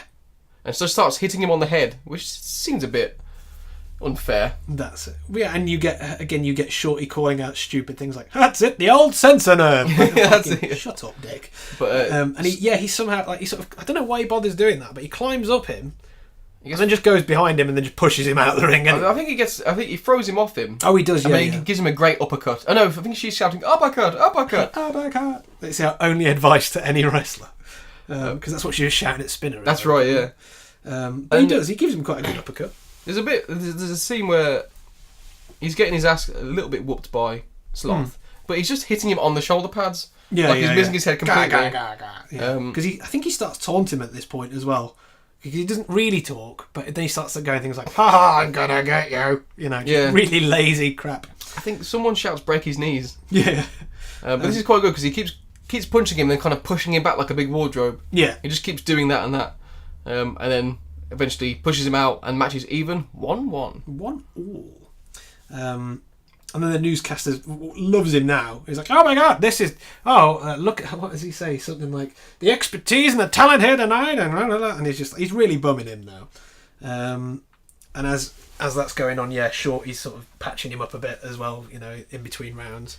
And Rogar shows up. Well, it's a shot of him and Weasel goes, "Beginner's luck." Oh, that's it. Yeah. And it's straight back to fisticuffs again. But Shorty's there again. "The old sensor nerve!" Shouts it for the fourth time. Yeah. Which just looks like, I don't know, just two weird little tentacles that stick out of from the left side. Which you'd think you'd put a little bit of arm around that if that's... Oh, I don't know if even that's what they are, but yeah, because obviously he's quite an elongated torso, so we've got all these things that look like they might be vestigial arms and stuff like that. I think I still like the design of this thing. It's a cool design, and I love this bit because obviously in the script it will say, right, the Sloth needs to have its arms around you, so Steve runs up, grabs both arms and puts them around himself. Yeah, that's it. It's like the worst neck lock in the world. It is. It's like anyone that fights a snake. It's like, whoa, just starts thrashing it around. That's it. And at this point, that's Quinn's like, "We're going to throw the match quick. We need to get him out." They're about to call the fight. Yeah. But he starts throwing some kicks and does a classic gambol. Oh yeah. And he basically gambols and kicks into him, doesn't he? Yeah, he kicks him right out the arena. Mm-hmm. And now the newscaster goes ballistic. Such astonishing debut. That's it. And he's won. Yeah, he's won his first fight. He's done his first galactic fight, and there we go. And he's pretty happy with that. And he's getting patched up. That's it. He's getting patched up by Shorty, and he's fixing him up. And you did a it. little cut on my brow. The old sensor nerve. And as he's doing that, that's when Rogar shows up and sort of sidles up to him, and he's kind of like, "Oh, you could be a champion, so He says, "Oh, you didn't tell me you were a fighter." That's it. And he's like, "Oh, I didn't know I had to." He's still really snotty, Steve. And he's like, "Well, if you want to get to the top, you need to sign with the top. Yeah, with our management. You need to be with me, otherwise you won't get a shot." He's like, "I signed with Quinn." Which is how I got the money for you, douche. But I think he even says that, and he's like, "Oh, so that's how you got the money." Yes, this is self-evident. Well done. I think he says, "No one gets the champions circuit without Rogar." That's it. Then I guess I won't be champion. Mm-hmm. And then he keeps saying things like, ask around, ask about me, ask around for me. You'll see." I think he fancies him a bit. Yeah, I think so. Because he does say, you'll work for me. One way or the other, you'll end up working for me. Whether you like it or not, you're going to work for me. That's it. And I think this is where we get the mention of it. The Shadow Police. The Shadow Police, Better leave before the Shadow Police come. That's it. So I was like, ooh, that sounds cool. I like that. Oh yeah, because this is where Shorty's giving him a neck massage. And he's like, "Oh, just rubs, please." Yeah. Then again, he's like, "Sit down, Rock, I'll give you a rub. Don't worry about them cheap hustlers." And he just starts feeding him up again with all four hands. And he roundabout tells Rogar to fuck off. Yeah, pretty much. So he's like, "I don't want to be a champion. This is a dirty game. I did this to get the money, and there's nothing in it for me. And you can just sling your hook and fuck off." So he does. Then he gets a bit big-headed again. He's like, "I can actually fight. I can win. Yeah. No human has the guts to fight in the arena. I could be the champion." And he keeps saying things, and Shorty's like, "Yeah. Yeah. Yeah. Oh, right." No, he literally is like, "I could do this. Yeah. And that. Yeah." Yes. So really laboured. conversation from him. He needs to wind his neck in a bit because he's getting a bit, up himself. Again, he's done another 360. He's gone completely, oh, fuck off, will you? I don't want to do this. You know what? I can do this. I can do this right now. So, yeah. And then we get a cut, which I think is to like an alien comedy club. It's a comedy bar, yeah. It's just, and it's one of those classic, even though it's in alien language, they just changed the thing, and he's like, faux bars? What, you call that a Carillion? Like just whatever the kind of, you assume that if it was translated would probably make sense. I didn't write the joke down. Fuck no. But yeah, I've put it's a comedy bar. And it looks like it's trying to be a little bit Scorsese-esque. Yeah. All the people sat around tables, but I think he says a joke and Armstrong's like, I don't get it. You don't want to. It's kind of like the old with throngs like these, who needs an enemies kind of. Yeah, joke. and the guy on stage is a bit like Paul Rubin because he's a bit like, ha! Yeah.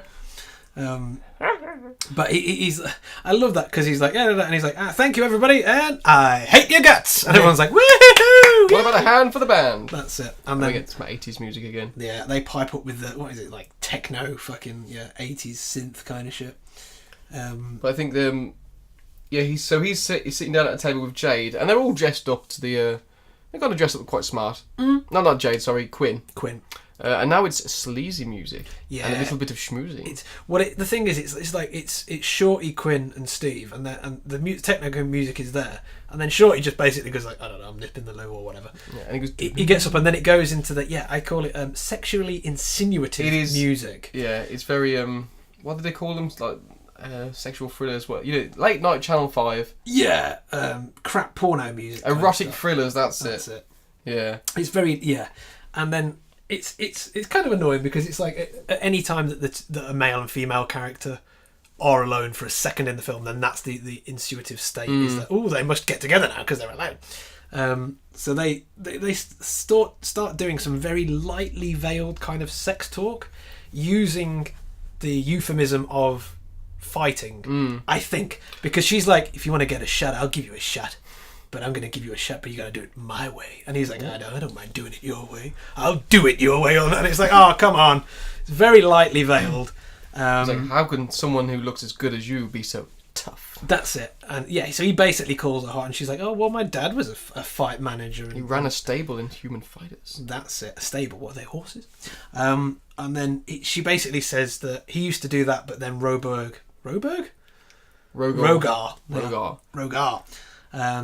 made it into a shitty business. Yeah, he came along and turned it into a business. That's it. And he's kind of corrupted the ideals of the fighting, and she still wants to do it the old school way. She wants to keep the fights pure.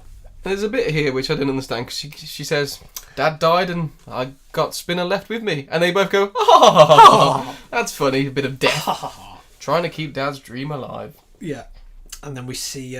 for some reason, some random woman walks up and goes, oh my God, aren't you... I don't know if she calls him the human, or if she says his name, whether she says Armstrong or she says his name.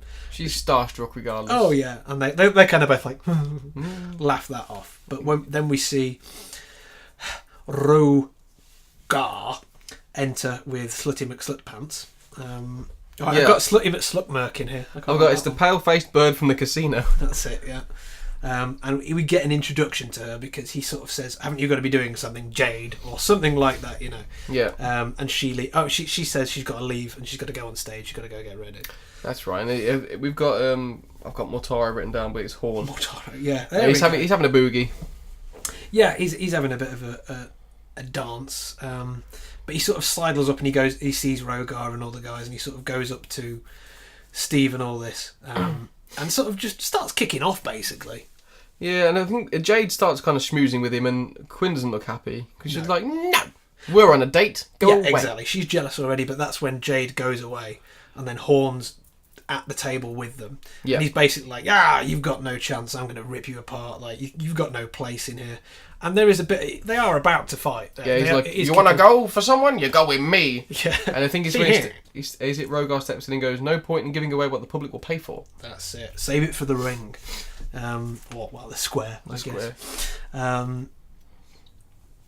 What have I got here? I've got a note 52 minutes and 13 in about this point. It's Jade's sexy dance, isn't it? Yeah, and I was like, holy shit, a song. Wow. I mean, it's so bad, right? because she just sort of goes, "I love the barbarian," and I was like, "No, mute." So she's got this big red smoke everywhere. She's got the big 80s hair, and she's doing the hands across the face, kind of. Oh, here I am. It's like a pseudo Madonna kind of bullshit. It's really bad. And I mean, I've got the note here. I mean, really. It's quite bad. It's really bad. But she loves the barbarian. She loves Steve the barbarian. Steve.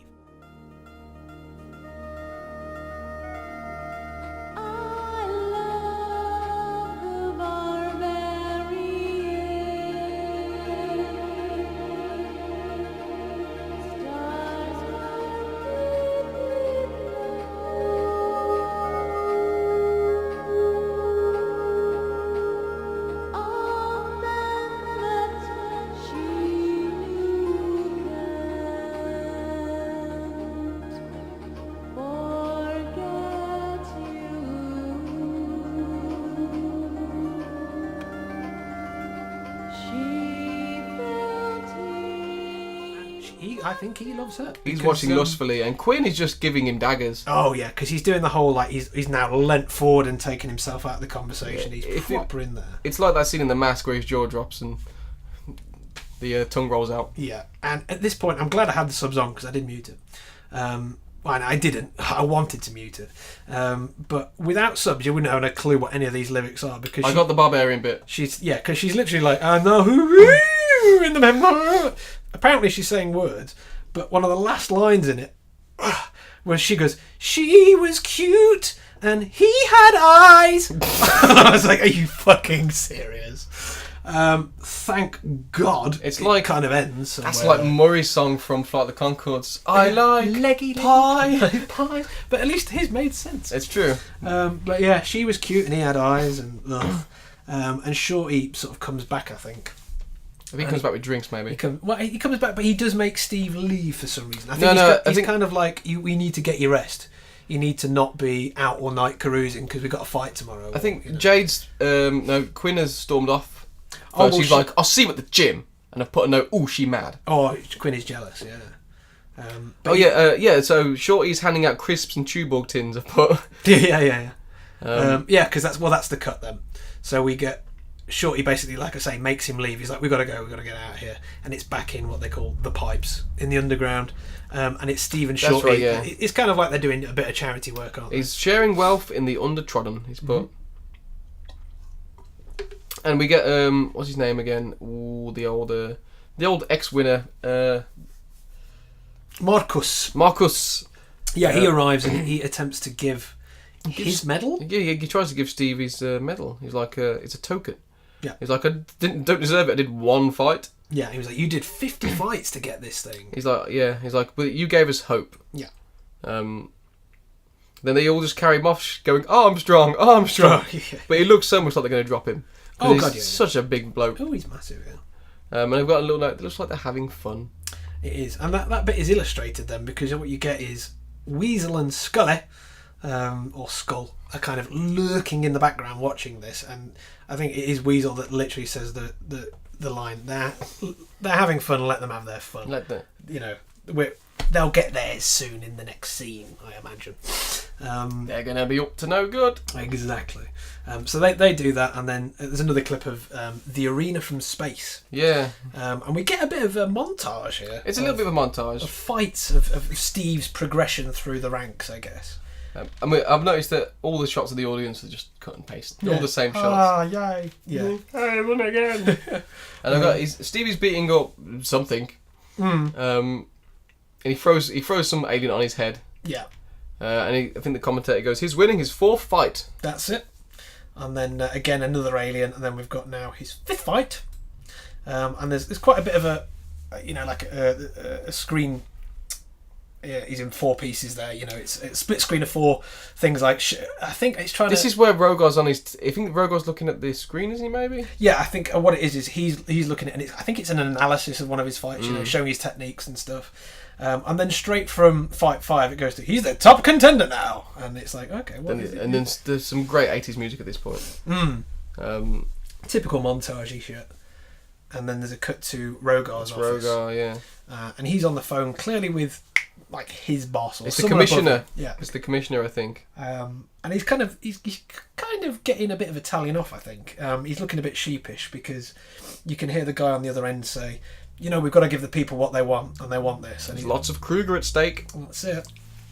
he's Lots of like- Freddy Kruegers. Basically, he's a bit concerned that Steve's going to win and Horn's going to fail. He's like, no chance. It's going to be a great fight. Yeah, that's it. And he also iterates, "There's going to be a lot of money on it, so we need to do this, right? Yeah. We need to give him a shot at the title." And as that happens, Skull and Weasel walk in.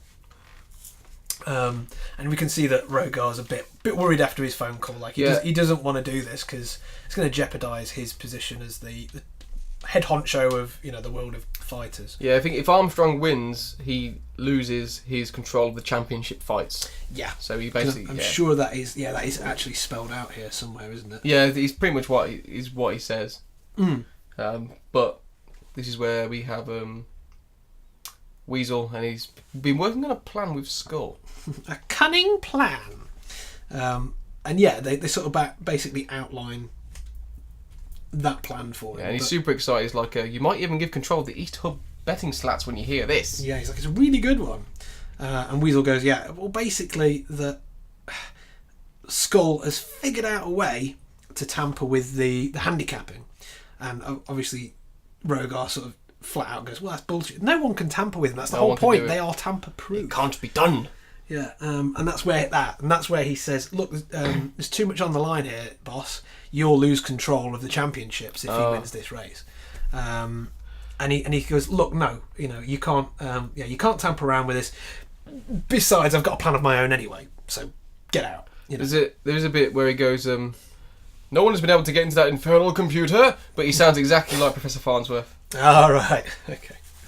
Yeah, because you said that there was a Futurama reference. Yeah, there's quite a few. Well, anything in the future. But not reference. If it's the future, you're going to have at least one or two. Yeah. Similarlies. It's like, see, now you and your skeletal psychic, leave me alone and get out. Now that pissed me off, that little line, because he's not skeletal. He doesn't resemble a skull. But his skull is big and it's light up and fucking. Does it have a brain in it? Do we see a brain? Yeah, basically, it's kind of the whole stick of where he's got his elongated head. He's like glass with a big brain in it. So if anything, like a metal cap on top. He should be called Brain, not Skull. Brainy, yeah. But okay, fine, we'll let that go.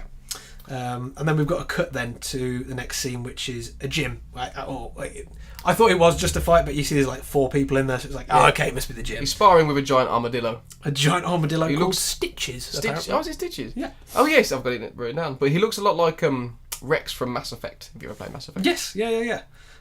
I just thought though that was quite a name for a boxer, Stitches, because doesn't it sort of imply that they're a bit crap and they have to keep getting, I think there is a Stitches in UFC, and he's the guy who puts the Vaseline on your eyebrows so they don't cut. It's basically the guy who patches you up. Well, either way, this is this guy's name, and I felt a bit harsh because Steve's giving him. He's got the old safety gear on, and he's giving a bit of a whooping. And even though Stitches is quite a big old puppet or whatever. He's got nothing, he's just getting it. I was like, that's a bit odd. And he sounds a bit Eeyore, and he's like, okay, yeah. He's like, give me another one, Steve. Is that the best you've got? I don't want to get hit on the head again. Yeah, exactly. But they're kind of sparring in a gym, and it's got some really old school, them really dangerous wall climbers from PE. Yeah. They're on the wall, and like, this is clearly shot in some school. Yeah. But we got Quinn turns up. Yeah, they're sat in the stands, they're watching the fight, and they kind of, it's like the end of the round or whatever, and they're like, you've done a good job, and he's like, nah, come on, one more round. It's Jade that turns up, sorry, and we get some sort of first person fighting. Yeah, well, because basically he's saying, give me one more round, and Quinn says to him, you're going to be too knackered for the fight and stuff. I don't want you to overdo it, and he's like, oh, come on, just one more, and they're like, oh, all right then. So they go for it again, and he's like, "Give me all you got, Steve." And it's this point where Pilgrim. He's giving him a little dusting again, and then we see Jade appear kind of in the doorway and sort of looking on the proceedings, and he gets distracted. That's it. So he gets a bit of a knock back, and he sort of tumbles backwards, but he's obviously clearly kind of he's a bit embarrassed now because Jade's just turned up at that point, and he's kind of like, oh. So he sort of lays into him a bit and sort of kick. I think he gives it a jump kick. That's like it. A 2-footed jump kick. Yeah. And that's kind of the end of the fight then. They call it there, and I think Shorty's like, you got to work on your combos. Go take an ion bath so those muscles don't tighten up. an ion bath, yeah, I like that. And Quinn's kind of like, yeah, it was good, and but he's not listening at all. He's just kind of like, He wants to go. yeah, he wants to leg it out, and he does. And he runs out of the gym and sees Jade walking away, and he sort of calls after a bit, and she does the whole thing of blanking him a bit to seem like she wasn't expressly there to see him.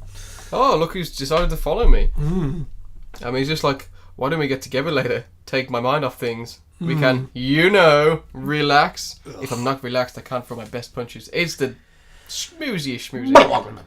It's basically saying, can I come round and fuck you, please? Yeah, exactly. And it was horrible, and she's like, well, why? I kind of liked her character for a bit, then she's like, oh, so I should do this, should I? I'm supposed to help you relax, am I? Yeah, that's it. But he's kind of like, Then she goes, why not? Yeah, exactly. Like, oh, why not then? Dirty, dirty business. That's it. And then gives him the big sort of plastic card that says Jade on it, yeah, sure. which is her room, obviously her room key. Meet at my place tonight. Yeah. And then she does a really shit, sexy walk. Now, that might sound a bit weird, but you know when the women do the whole really hip heavy, like bouncy, she does that, but it's like really fucking jagged, and she just looks weird as shit as she walks. She's got scoliosis or something. Yeah, exactly. But he turns up at her apartment in his Eddie Murphy Raw suit. Yeah. Half. I'm gonna give you half. I have. And there's a triangle fountain. Well, I was like, she lives outside? Does she? Yeah. She live in a garden on a space station? It is very gardeny. Yeah, it's good. There's lots of like pools and water fountains and shit. And there's an episode of Red Dwarf which very reminiscent of this kind of interior. I've got it as a note, but I can't think which one it is. But we get some plinky kind of 80s, again, erotic thriller music. It's just like, hello, come in. And she's clearly completely dressed and has been making herself up for hours. So she says, I've still got to keep getting ready. Yeah, I haven't had a chance to finish getting ready yet. Typical. So she says, do you want to go on, go make yourself a drink? There's a bar over there if you want to get something. Which is a bit pointless because he goes over to start doing it and she's like, oh, can you come here actually? As soon as she's gone out of view. And basically asks him to help her put a necklace on. Yeah. I thought she was going to ask him to unzip her dress or some shit like that. But she asks him to put this necklace on for her. And she's like, how are you feeling about the fight, Steve? Like you said, by this time tomorrow, I should be the champion. That's it. And then she's like, oh, and she sort of stands up and says, "Go, it's easier this way. Do it this way." Then he pushes his luck, doesn't he? Oh, he does, and he starts going in for some neck kissing. He does some dirty boy. Oh, we're getting some filthy business now. And then there's a bit of snogginess. There's some, yeah. And off comes the costume. Almost. Well, I think like one layer comes off. Well, yeah. And then I think Steve's getting his kit off, but it's a very awkward bit of filthy B. It's very close up snogging, which I wasn't comfortable with because he just so clumsily done. No. And they're onto the big round bed now. They're onto the big sex bed. And nearly a bit of boob. How, like, I'm not sure if that was just planned so well or not, but it was the closest you could ever come to almost nearly getting a bit of boob in a film. I think. What? You kind of. I mean, that was more impressive. Like, I wasn't that keen. I mean, I wasn't that bothered about seeing the boob, but the exact point he stopped must have been just a very limited nipple. It was like, oh man, you nailed that. It was precision, and and they're kind of looking around. I kind of feel like someone went, no. Yes, back up. Oh, yeah, because he leaves it alone almost immediately. Then like, oh shit. Well, at this point, I was like, well, so far, it's not been graphic. So no. Here comes the boob. Here's the 15 rating. No boob. No boob. It's all. Maybe that's why it's you almost got the boob. It's the insinuation of boob was enough for a 15-year-old to go. Oh! So yeah. But then there's like the aftermath shot of that. Then they've obviously had their sexy B. And oh yeah. This is where she kind of like.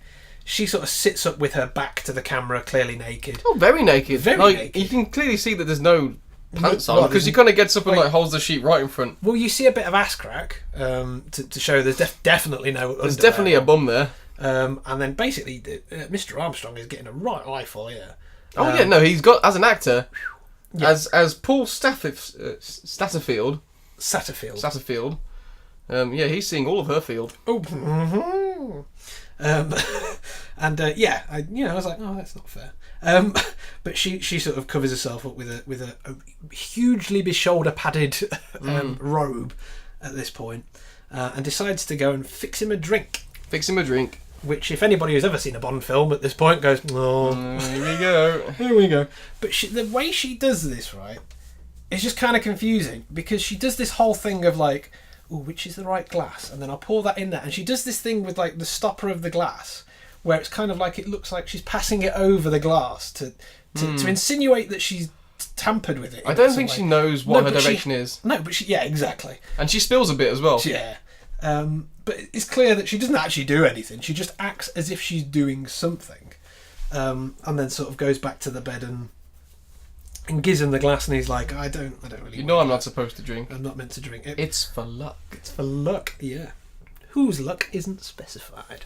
And then he just downs it. She doesn't drink hers because obviously it's drugged. Yeah. And still no boob. Still no boob.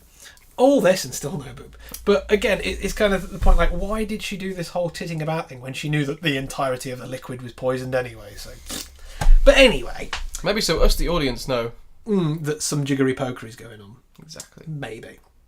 So and now we're back to Rogar. He's having a pace around. Yeah. And in walks Jade, I think. Mm-hmm.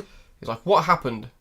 We won't have to work up much of a sweat tonight. Oh, Horn won't have to work up much of a sweat tonight. Yeah. But he knows that she got some D. Oh yeah, and he's like, you starting to like him? And she's like, I've got a note saying there's some weird face grabbing. Yeah, well, she kind of does this thing where she just sort of goes Bleh, and puts her head all the way back, and he kind of strokes her neck and kind of squeezes her face a bit, and there's a bit of a, oh, you're a bad bitch, you like that, don't you? You dirty girl. It's like, you're not falling for him, are you? That's it. And she's like, no. And it just cut to him face down in the silver sheets. Yes. Steve, still in the bed he was in, so presumably Jade's apartment still he's in. And he kind of wakes up and is a bit like, a bit groggy, looks a bit hungover kind of thing. Sort of brings himself to the edge of the bed and promptly falls the fuck off it, which I really liked. So he tries to get out of bed, and obviously that shit ain't happening. But meanwhile, the fight is meant to be starting. Yeah. Horn's there and they're all cheering his name. Well, no. Horn's chanting his own name, and the crowd are just kind of like, yeah.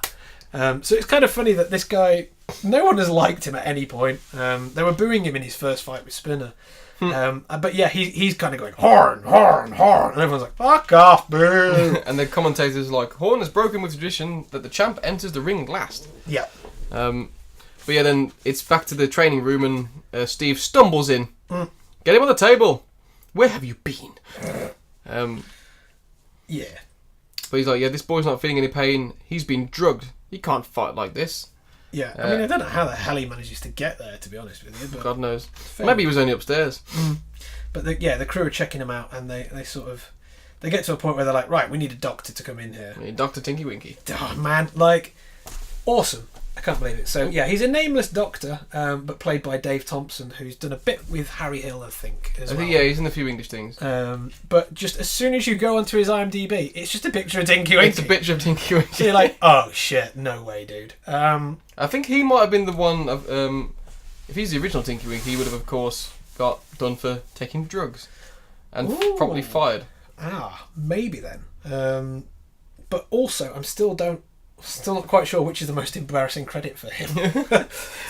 But no, he comes in, and I think, isn't there a bit of a weird... Oh no, I'm getting that confused basically. But he comes in and he's got some stuff for him, and he's like, "Ooh, you know, that was a close one. This is poison. Another 2 hours and he'd have been dead." Yeah. And they're kind of he gives him 50 cc's of Egoplex. Egoplex. Is it Egoplex? I've got Egoplex. Oh my gosh. It's a powerful anti-infector. He'll come out of it in 15 minutes. Can he fight? He won't be 100%. Yeah, sure. Yeah. Yeah, because they're like, as well, like, well, how long? Like 50? Yeah, 15 minutes. 15 minutes. Yeah, he'll be all right. He won't be 100%, but he'll give it a go.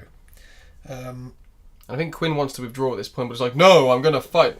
And we get again, the music kicks in. It means business now.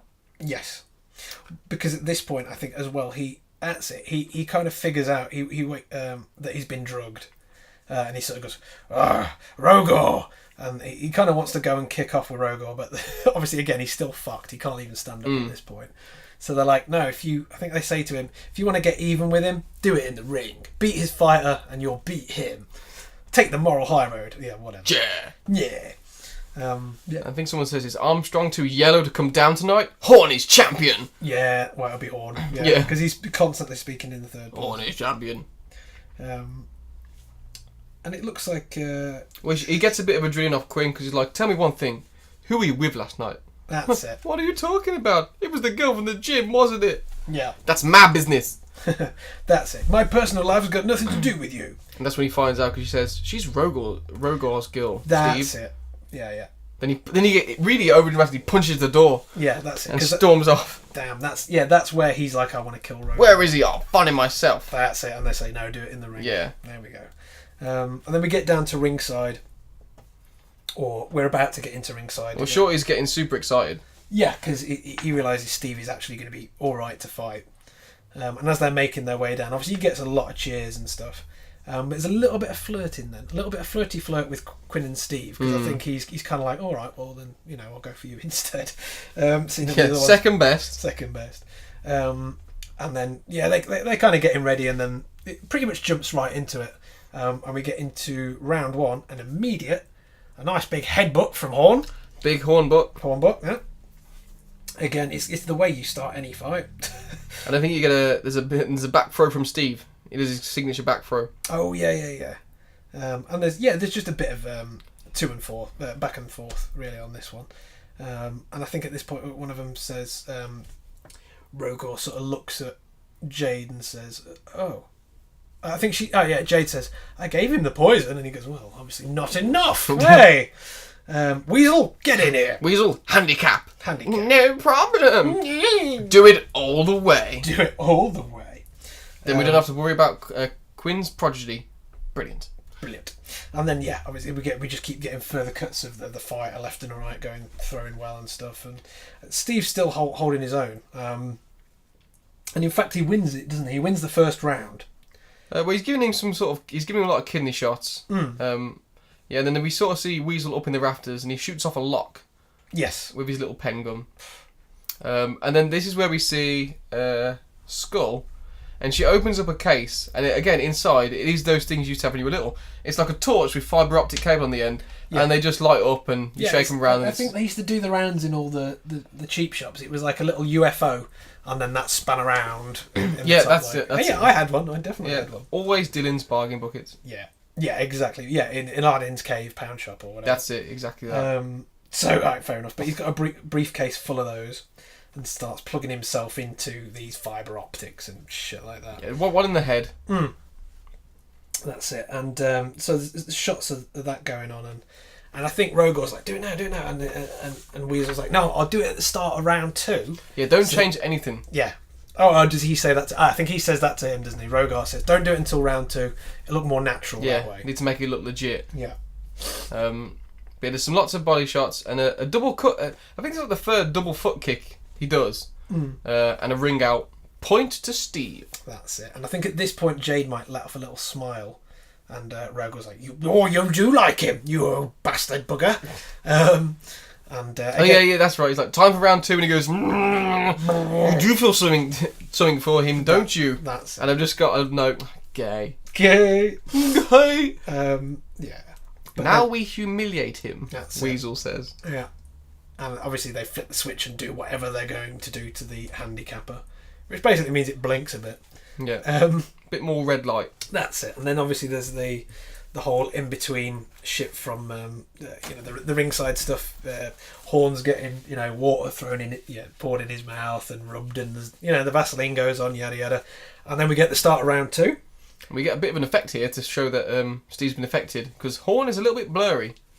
Yeah, but it's more like this is. I thought they did it the weird way round here, because he's kind of almost like he's having that drunk, hazy phase. He's dizzy, and clearly disorientated.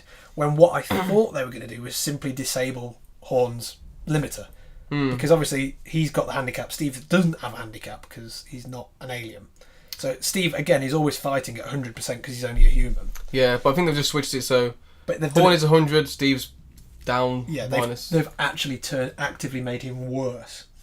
So I was a bit like, oh, why is the effect that he's looking out of sorts? I was a bit confused. Yeah, by it's not the greatest thing they've ever done in the film. No. But yeah, we get some quite badly worded encouragement. Come on, Steve, take him apart. Yeah. From Shorty. Mm-hmm. But yeah, I think he takes him. Horn takes him down, and again. Then there's a big kick to the ribs, and there's some booing from the audience. Oh yeah. And he's like, I think someone says, "Oh, he's playing with him." Mm-hmm. So yeah, Horn's just toying with him at this point. Oh yeah, he lays him out a few times as well. Shorty, and then this is where Shorty sees the lights above. He's like, "I smell a rat or a weasel." Or a weasel. So he knows exactly what's gone on. Yeah, because he can see that something. Well, I think you just see Weasel like basically hanging off the edge of what we'd say the jumbotron or whatever. Yeah. So it's kind of like he wasn't really hiding. We get a so Horn punches Steve, and he kind of does a flip over, and then he kind of gets up, and he's wearing tight gold pants, and oh god, you can see balls. No. It's like straight to camera. It's not good. And we do get some shots of the crowd here, and I think it's a shot of Marcus. He's there. Who was cheering in round one, but is now looking a little bit sad because Steve's getting a bit of a pace him. And I think at this point, he just gets knocked. He gets out. kicked out the ring. Proper knocked out. Yeah. 1-1. Shorty's like, right, I'm gonna go solve this weasel problem, and he runs off. Yeah. But yeah, they sit Steve down in the corner. Have some water. Something's wrong. I don't have my strength out there. He says. Mm-hmm. And I think they said, "Oh, we're going to call the match." He's like, "No, I'm sticking with it. I'm going to finish." And this is where they give Horn the injection. Do they give him an injection? They give him the steroids here, so now it's like he's super unhandicapped, and Stevie's knackered. Yeah. Oh, I didn't see that little bit. Yeah, and someone in his corner goes, "Round 3 skull. Now we kill him." And the fight starts up again, and he gets a pasting. He gets a real pasting. He gets really fucked up here. But at this point, we see Shorty sneaking up in the area above the inhibitor, which is again, let's say it's like 50 feet above the arena. Well, it's on like a kind of bridge, but it looks like he's out in space. I quite like that shot. That was quite good. But yeah, he's kind of sneaking up to Weasel, and we get intercut with lots of punches to our man. Yeah, left and right. The punches aren't particularly graphic, not Rocky style. No. You just kind of, they're more implied than anything. You kind of see the back of someone's shoulder, maybe. Yeah, it's like classic stage fighting kind of thing. And then again, we get the cut back up to the top there, and we see Shorty, who's precariously standing at the top of it. He looked a bit too like he was trying to be badass to me. But he's like, "Hey, what are you doing here, space rat?" Space rat. And he kicks his gun away because he left it on the side. And then, from out of context, it seems weird because he goes, "You Nubian," and it's like, what? But then you go, "Oh yeah, because he's from Nubiana or what, whatever the fucking thing is." Usually, Nubian is a different context altogether. Completely. So they fight. They have a scuffle, don't they? They fight, yeah. So we've got two fights for the price of one going on now. And in the original fight, we get Horn laying a nut on Steve, another nut to Steve. Nut,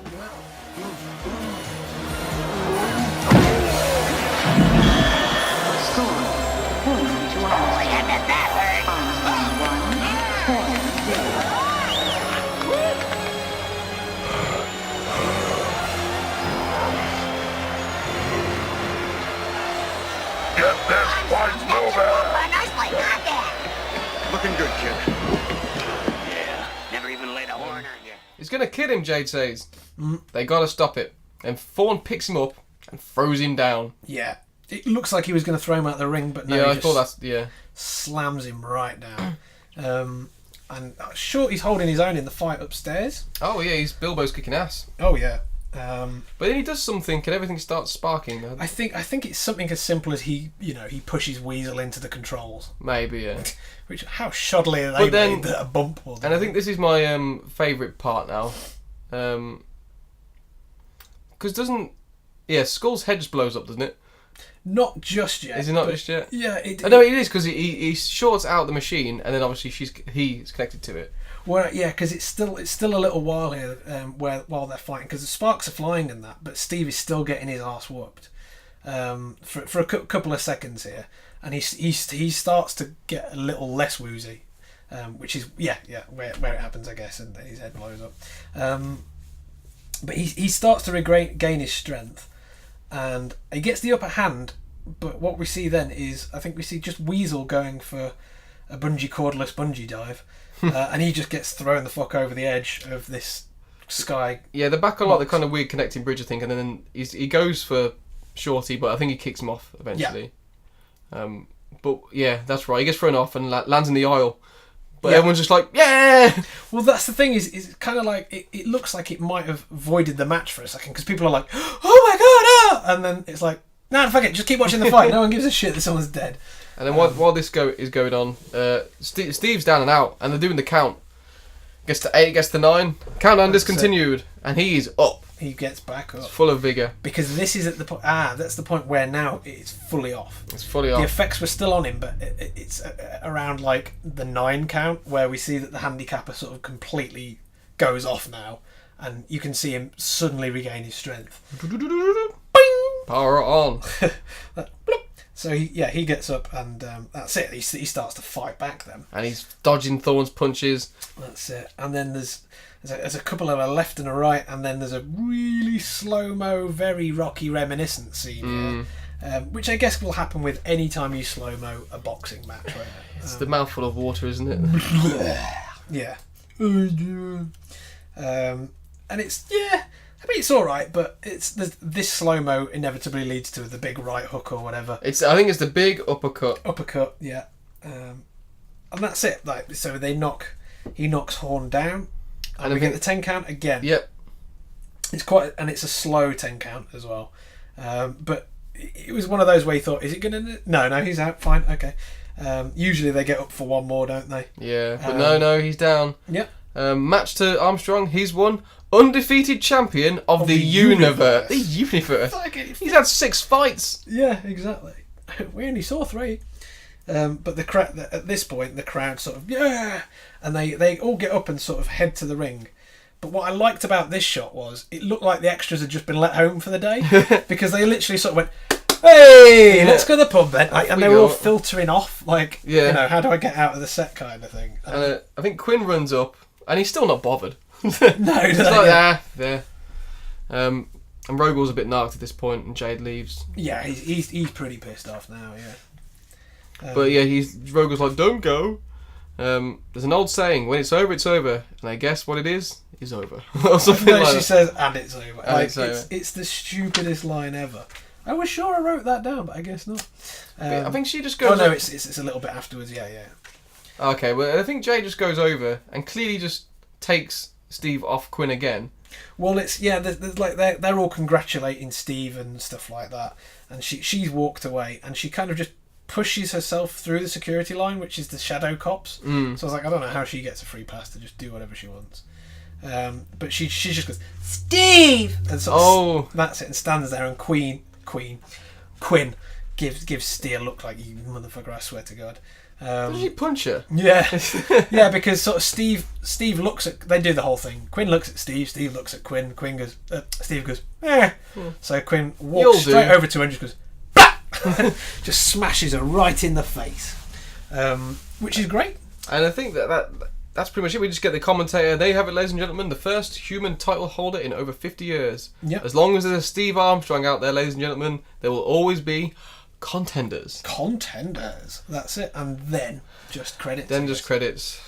And my last note, fucking shit. Oof. Well, I mean, I think we made it sound far better. To be honest, I've enjoyed this more than watching the film. Yeah, definitely.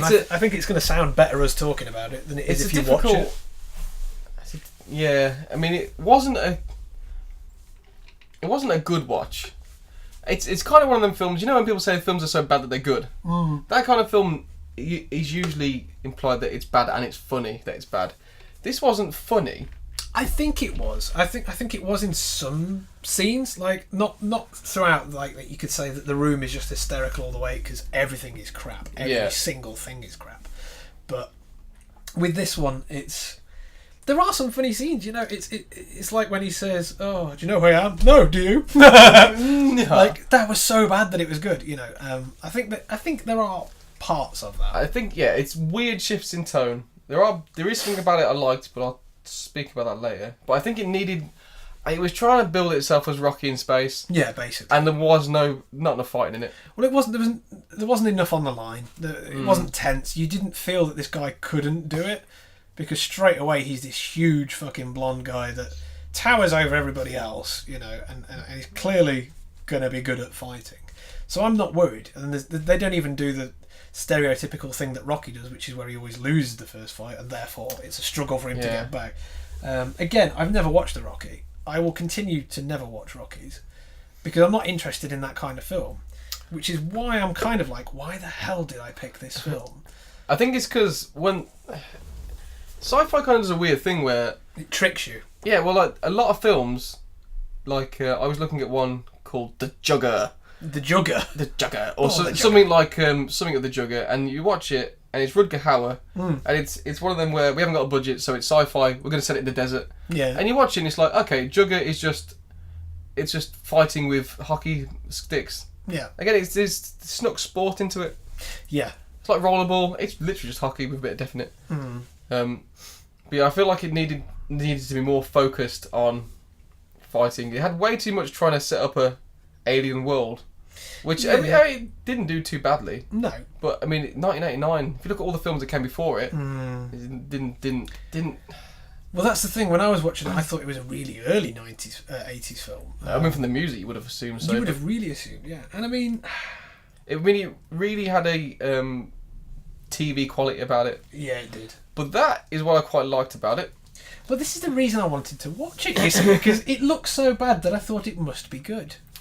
I mean, I don't think any of it was good, but there's a tone to it which I quite liked, which is that kind of Sunday afternoon. Actually, I'll tell you what it is. It's if you ever fall asleep with a 10 on Channel 5, you wake up at 2 in the morning and they start showing them really low budget sci-fi TV shows like Tribes or whatever. So you kind of want to see how it pans out a bit. Well, it's just something that's very low threat. It's low budget. The acting's not great, but there's something that's kind of calming about it. Yeah, it's kind of like a sedative. Yeah, it's like this is easy watching. It's perfect hangover watching. Yeah. And like I've watched a lot of Deep Space Nine. I'll watch if I'm just bored and it's on. It's like this is kind of like a comfort blanket. It's like little smatterings of sci-fi, and I kind of get the impression no one else is watching it, and I like it. I get the impression no one's ever watched this film. Oh, well, it's on YouTube. I found the whole thing on YouTube, and there's a few comments on there. Oh, right. But I noticed that the YouTube one was at 90 minutes long, and this was 2 hours. No, an hour 45 or something. So damn, did we watch an extended? We did, and still didn't get any boob. Oh. But yeah, there was something that kind of really. I think my dad watched a lot of it growing up, so that really cheap crap sci-fi for me has a little bit of nostalgic comfort, but it was crap. Yeah. I think that's the reason though that I was drawn to it, because I was in that mood, you know. I was like, I want to watch something a little bit nostalgic. I want to see, you know, the crap puppetry and the cheesy one-liners and stuff like that. I was just in the mood for it, and I do think it's got absolutely no status. This film, I've never heard about it. It's, you know, it's not one of those it's so bad it's good movies. But I think that had it been a well-known film for being very crap, you'd probably like it a bit more. Yeah, because things have a way of doing that once they've got a certain status about them. But I think it's not crap enough to fit into that category of being too crap, because a lot of it is dialogue driven and setting up the world, and I quite like the world. There's only a few locations in it, but I think it should have gone either of one of the three ways it tried to. Should have either had an established alien world. The fighting in it needed to be maybe central to it. A bit more spectacle. Because it was kind of every single aspect they brought to it. It was like, we're going to do this to an effort of 2. Yeah. So nothing really stood out. Like most early action movies, they're boring as fuck until a massive set piece at the end, and that's what you watch it for. Yeah. And this was just like everything was at the same level of intensity and budget and just mediocreness, I think. Yeah, exactly. But I don't regret watching it. One of the questions I was going to add to our questions to ask was, if you weren't reviewing it, would you turn it off? I don't think I would have turned it off. No, I don't care watching that. It's interesting to see where that kind of film goes. It would have been if it's obvious, but it's still interesting. Yeah, because the Netflix synopsis is human wins the world championship. Spoilers, thank you. It's literally the end. But I mean, you know this going in. They wouldn't make a film if he didn't win. It wouldn't be like there would be no point in it, would there? Hey, they didn't win Cool Runnings, did they? No, but that was a true story. So, well, based. Sanka's Lucky Egg was a true story. Well, no, based on true events. Yeah. They weren't coached by John Candy. No. And I just think it's interesting as well to how someone took the vision of this movie and made what it is and wrote that dialogue. Yeah. Because doesn't it give you hope as a possibly an aspiring filmmaker that at some point, I can make better than this. I'm not going to feel too bad about my ideas. But the thing is, I feel bad because, it was shit. It was just dreadful. Like the music, that woman singing, I wanted to rip my own fucking ears out. I was like, how could you ever? Even the first time she sings in hologram form as well, you're like, I get it that she's meant to be sexy and therefore sex sells, but there's got to be some aspect of plausible talent in there as well. Yeah, at some point. It was awful. It was like drowned cats being hammered in a bag. But apart from things like that, I still loved it. I liked the aesthetic. Visually, I liked it. If I'd watched it completely mute, I might have thought it was a great film. No, I'm not going to go that far. It was very soap opera-y, yes, I think. Yeah, very cheese. And it just felt like the middle episode of a TV show that was forgotten. And I think, if it was like a 10-part TV series that you discovered, I think you'd be a little bit excited. Like, have you heard about this? But because it's like a 90-minute 80s movie, it just seems a little bit washed. But I kind of like the characters. Steve was a big wet fart. Oh, yeah. He was just an archetype on legs. Yeah. But I quite liked Shorty. I liked him, yeah. I mean, he had some of the better lines as well, I think. But I think that's the thing, though. There was just enough to keep me watching.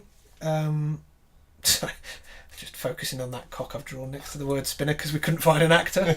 And even just the fact that Tinky Winky was in it. Tinky Winky did turn up. I think there was some elements that I really liked. I think Weasel had a good few lines. And he is an accomplished actor. Like I said, he just turned up in Deep Space Nine. He's done way more. He's the guy with the massive ears. That's a point, actually. Who were we talking about? Quinn, right?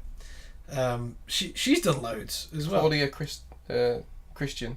Yeah, Claudia Christian. Because I did want to say we were going to touch on that. But she was. I don't know. I don't know. I can't say she was one of the best things in it, but. Who, Quinn? Quinn, yeah. I don't know. For me, I think Shorty and Quinn were better overall actors than our main character Steve Armstrong. Yeah, you could tell the ones that had worked before. Oh yeah, definitely. Okay, so she was in Babylon. She was in Babylon 5 actually. That's where I thought I might have seen her. Yeah, but she's done loads like Atlantis. What do you call it? NCIS and all those ones. But she's been in Call of Duty, Warcraft. Fallout 4 she did some voices for. Oh, okay. Guild Wars 2. Yeah, quite a lot of Halo 4 as well.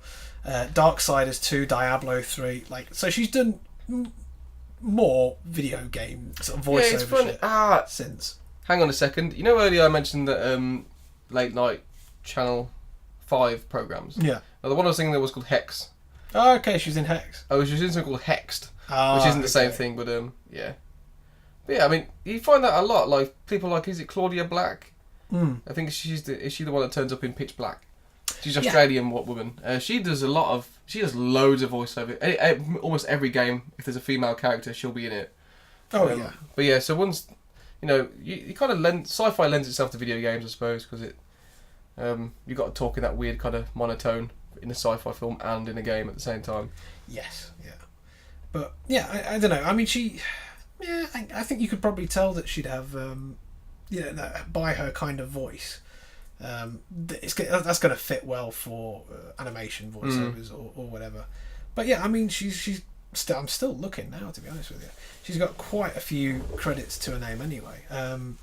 And I mean, she stood out enough for me in terms of I remember from a Quantum Leap episode. So she's obviously got something there, some kind of presence, and there's something about her that I quite enjoy. Whereas all the other characters really were really flat, Yeah. Stereotypical henchmen like Weasel and stuff. Rogar. Yeah.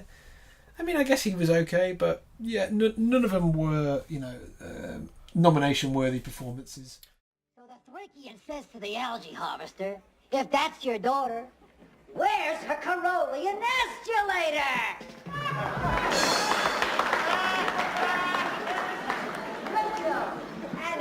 And that horn is so dumb, he used a Norvax for a tutor. I love this guy. He kills me. I didn't get it. You don't want to.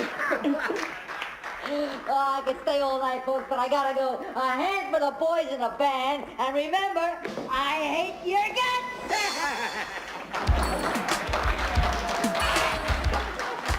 Yeah, I don't. Particularly. I mean, plot-wise, it didn't really lay on enough that he wanted to be a champion, because it never really seemed like his main focus, because he wants to do it, he doesn't want to do it. He hasn't got money to fly home, and all of a sudden that he gets 16 grand from Quinn. He could have just stole it and got a ticket and buggered off. Yeah, we could have just got deported. This, I mean, this is what I mean. There's a massive plot hole that he would have been thrown off if he didn't do anything, and he wanted to go home. So why bother? And surely when he give Rogai his money back, he'd be like, hey, here's your tickets. Alright, cheers, see ya. Yeah, exactly. So I don't know. He could have even fucked Quinn over and just give the money to Rogar, then take the ticket and bug it off. So again, he just keeps flip-flopping all the way through this. He must be the dizziest character in history. I have a suspicion that this was meant to be a TV series, because all the little bits of it would make sense in one episode increments. So the backstory, we used to be a fighter, he's now on Earth. Now you get the scene in the bar, always stole the money. Oh, now we meet Rogar, whatever the hell his name is. And then each one would have a fight with a different monster. I think it was probably billed to be Arena, the TV series, but they didn't have the budget for that. So we're going to do a 90-minute movie, try and cram in every single thing we can, which doesn't lend itself enough time. We've got 10 minutes and 10p to do each thing, and it just... I don't know. That would make sense, and you know what? It would work way better in that form. And if they said, we did do a TV show, I was like, well, I'm going to watch it. Yeah, to be fair, I would. Yeah. I would watch it, yeah. Because everything just seems like not enough effort. So why bother putting it in? Yeah. But if that's all you've got because you've planned for bigger things. But I think it's not so much the not enough effort, more that they overreached. I think they wanted to do far too more. much scope with not enough. So they didn't foothold. Yeah, so they didn't have the budget for various different parts of it and stuff. But again, the reason that I watched it was because I saw the still of it or whatever, and I went, puppetry and latex and fucking real things. I fancy a bit of that. I want to see that.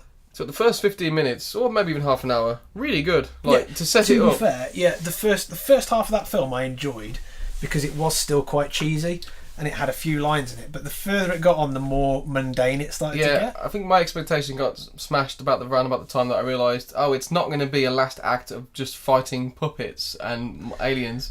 We're going to have weird schmoozing at the casino. Yeah. And it's just you could have took that out, took all that scene out. Forget the drugging bit. That seemed like that should have been a bigger plot point. It seemed like it built itself as we're going to fight aliens, and didn't. Yeah, I think that's it. I think that was actually what was lacking from it. And as much as I don't like that kind of film in terms of sports or let's say it's a boxing orientated film, that was actually the bit that you were really wanting with this, because that's where the action lay. You wanted to see all the weird little gribbly people and have fights that looked like there was no way he was going to win that, but for somehow he used his ingenuity, and it was all about the human spirit. That's where it felt like it should have gone. Yeah, I also feel like when you first meet Steve Armstrong, you're like, oh, he's not a good actor. Yeah. And I feel usually with that you're like, okay, he's a crap actor. That means he's going to be really good at doing the other thing, fighting, or it's early Van Damme. He can't deliver the lines, but my God, can he kickflip? But never paid off. It's like, so why even choose him? But yeah, I mean, the worst episode of Altered Carbon I've ever seen. Yeah. Did you ever finish that, by the way? I think I've got one episode left, and I just stopped. I do that a lot. I'm going to stop until season 2. I'm going to watch that last episode. I don't know. I don't do that with anything on Netflix because the chances are there will not be a season 2. That's true. I mean, I haven't watched the latest season of The Expanse either, but I binged The Expanse. Oh yeah, so I'm all the way. I think it's the same with Westworld as well, but. Oh yeah, Westworld I'm up to date on as well. But in terms of Altered Carbon, I don't see how they can do a second season. Don't spoil the last episode. Oh no, but I'm just saying they kind of wrapped it up, so I don't see how they can. They probably could, but I don't see how. Well, that's what they do with it being original. I don't see how. Yeah, when you can't do a second season, we've got to go backstory, build in a nemesis, bring it all the way around the main season them, Yeah, flesh it out. I mean, to me, this is the inverse of what we're seeing with the arena. The Altered Carbon was probably a film stretched into a TV show. But anyway, let's get this one nailed down. I'll say a little bit and then we'll do the questions, I guess. Well, we can. Or just do the questions. Cause... Well, no, I haven't got them written down, but I don't know, but we well, know... we kind of okay. So I think we touched upon what. Well, we didn't pick up on a favourite line. Okay, what was your favourite scene? I did have a favourite line. Did you? Yeah. Well, it's that bit where he goes, "Do you know who I am?" "No." "Oh, don't you?" "Nah." I just thought that was funny, even though it wasn't meant to be. I think it's the most memorable line. I'll go with. I'll go with that. I think my favourite scene was him fighting the sloth. Just because it looked awesome. Yeah, to be fair, it was because I reckon that's where the budget went, was on that particular creature, which is a bit annoying that they made Horn the aggressor, because he was relatively crap. I mean, that's like the most humanoid. I guess it was dude in a suit. Yeah, the most nimble one they could do, maybe. Yeah, and I guess they just knew they could do more with him. But in terms of you were going to save a big beast for the end, it would have been that guy. So I don't know. Yeah. Well, I suppose he wasn't very dynamic. He didn't have a personality, did he? No. He was just a big skip. He loved moisturiser. Oh, though. God, he loved that misting. Secret power. Loved it. Would you recommend it to another person? Or if someone, what alternate film would you recommend, I suppose, would be the question. There isn't really many. I suppose, see, any 80s film you could recommend, but if you're specifically after futuristic fighting... maybe not so much, but I would definitely... I've forgotten what it's called. Get Your Ass to Mars. Oh, Total Recall. Total Recall. I would recommend that, not as a film similar to, but in terms of you've probably got what you're looking for if you thought you might like the arena, because it's got the makeup, it's got the space station kind of vibe to it. It's a lot more story packed and way better on every front. Yeah, I mean, if you were looking for Rocky in space, I don't know what to recommend. I'm going to say that Jugger film that I watched the trailer for, the Jugger, just because it looks kind of similar. I think it's like it's fighting in a futuristic. Or Fortress. Fortress is good, but that's completely unrelated. I don't know. I would probably say The Raid. Fuck it, just watch The Raid instead. The Inspector Lindley Mysteries. Yeah. Would you have seen it at the cinema?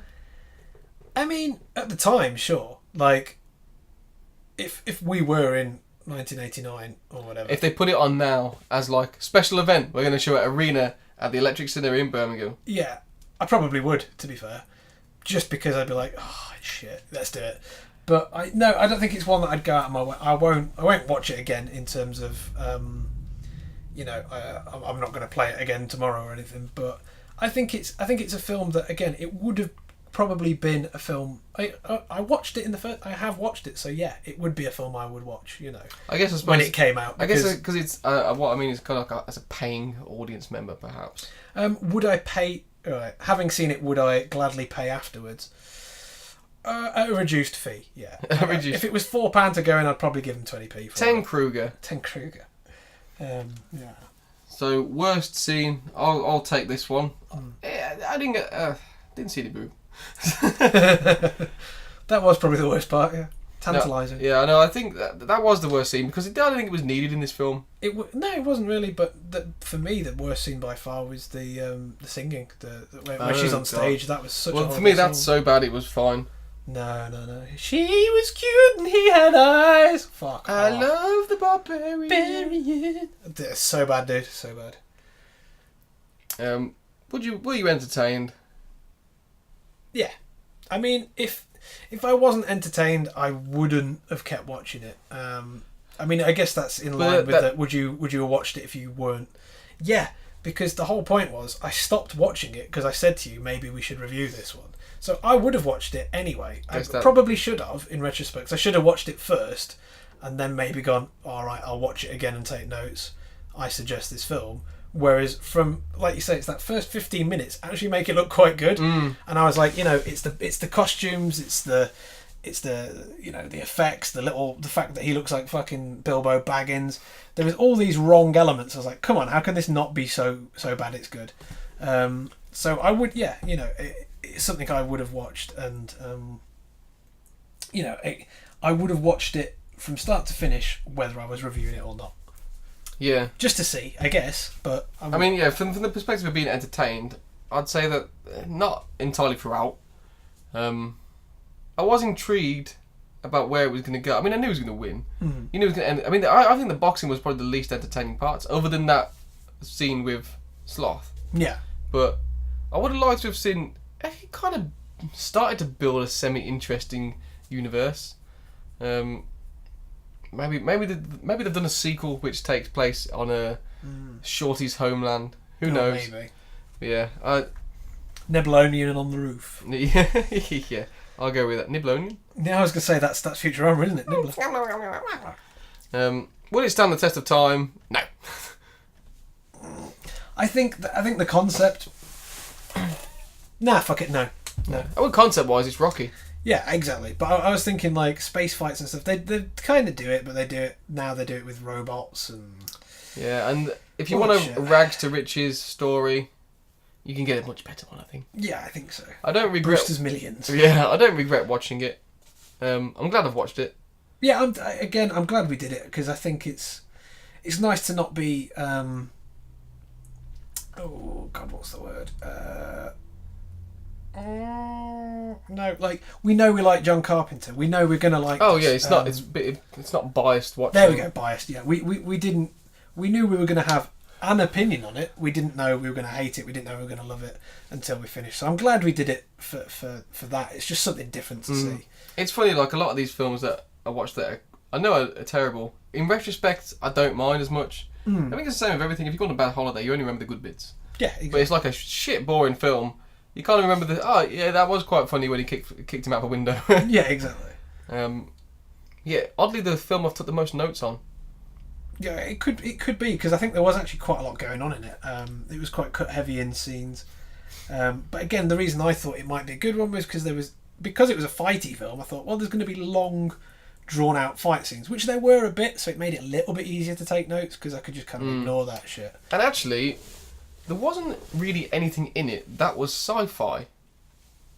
Thinking about it, other than a few ray guns and a bit of hacking at the end, they didn't like play on the fact that any of it was sci-fi at all. Not so much. No, it was more incidental that the characters were aliens and stuff, and it was. I mean, they could have done the same story by making it a race issue, and gone, oh well, Guatemalans can't fight, so you've got no place here, Guatemalan boy. The Guatemalan handicap. Yeah, I don't know why I'm picking on Guatemala. But, they could have done that, but it's...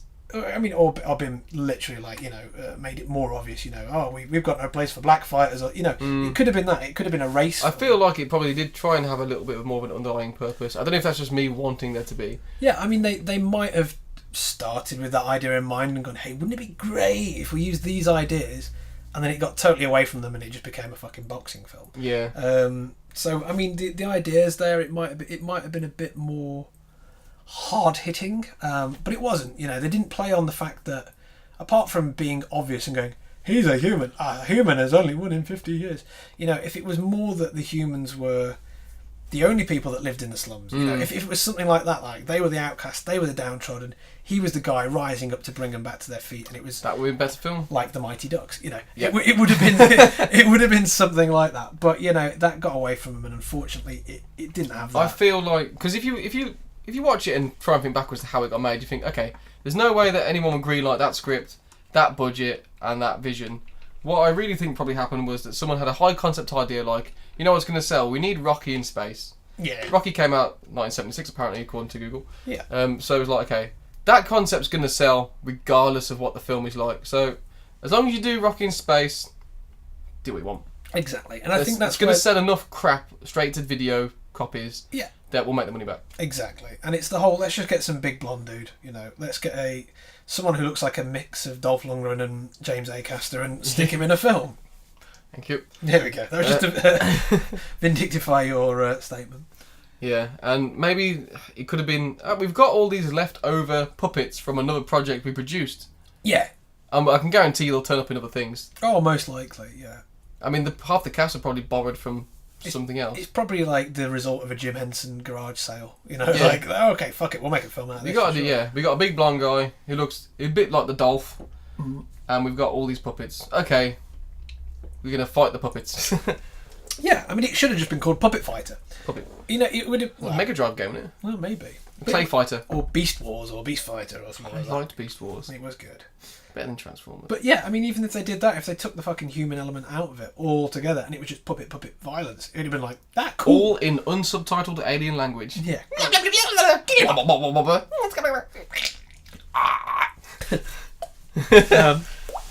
Yeah. I'd watch it. I would. But this one again, yeah, not so much. I think the best thing for me was realising where I'd seen Claudia Christian before.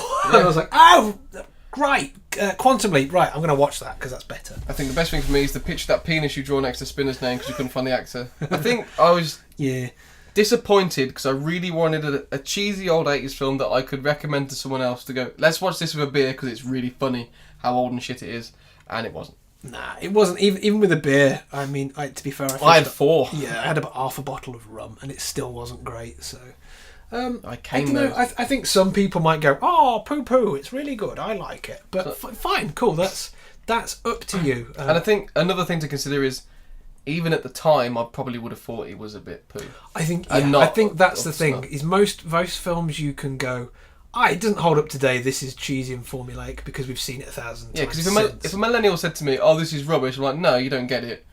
It's got a good idea. It's from a time that I'm from, so you just don't like it because it's not full of CGI." I get that, but those aren't my problems with it. Yeah, I mean, like that's what they would say. Is there's not enough explosions and it looks crap. You can see strings and that. And you just this go, looks like. Sorry, talk over. It looks like mid-70s, early 70s. Oh yeah, sci-fi. I mean, it doesn't even look 80s, does it? But that's the thing, is that's missing the point. What we're saying is, sure, it looks crap, and we like it because it looks crap, but the story wasn't good. That's the thing that makes this film bad. It's not the fact that the actors weren't perfect or that the puppets weren't amazing. It's just that the story simply wasn't that good.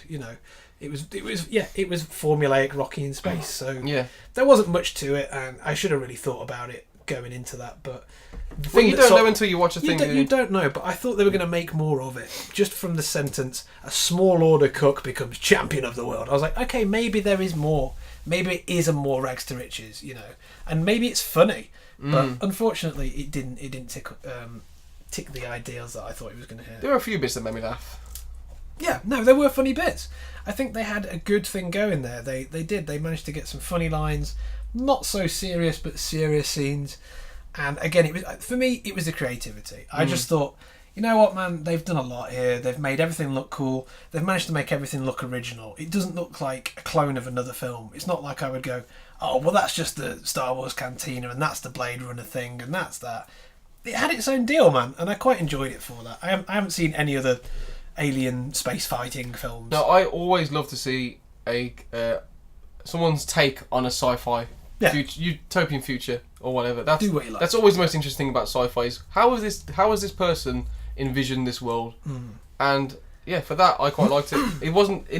I'd say it didn't rip off anything else too heavily either. No, that's what I mean. It wasn't really like it.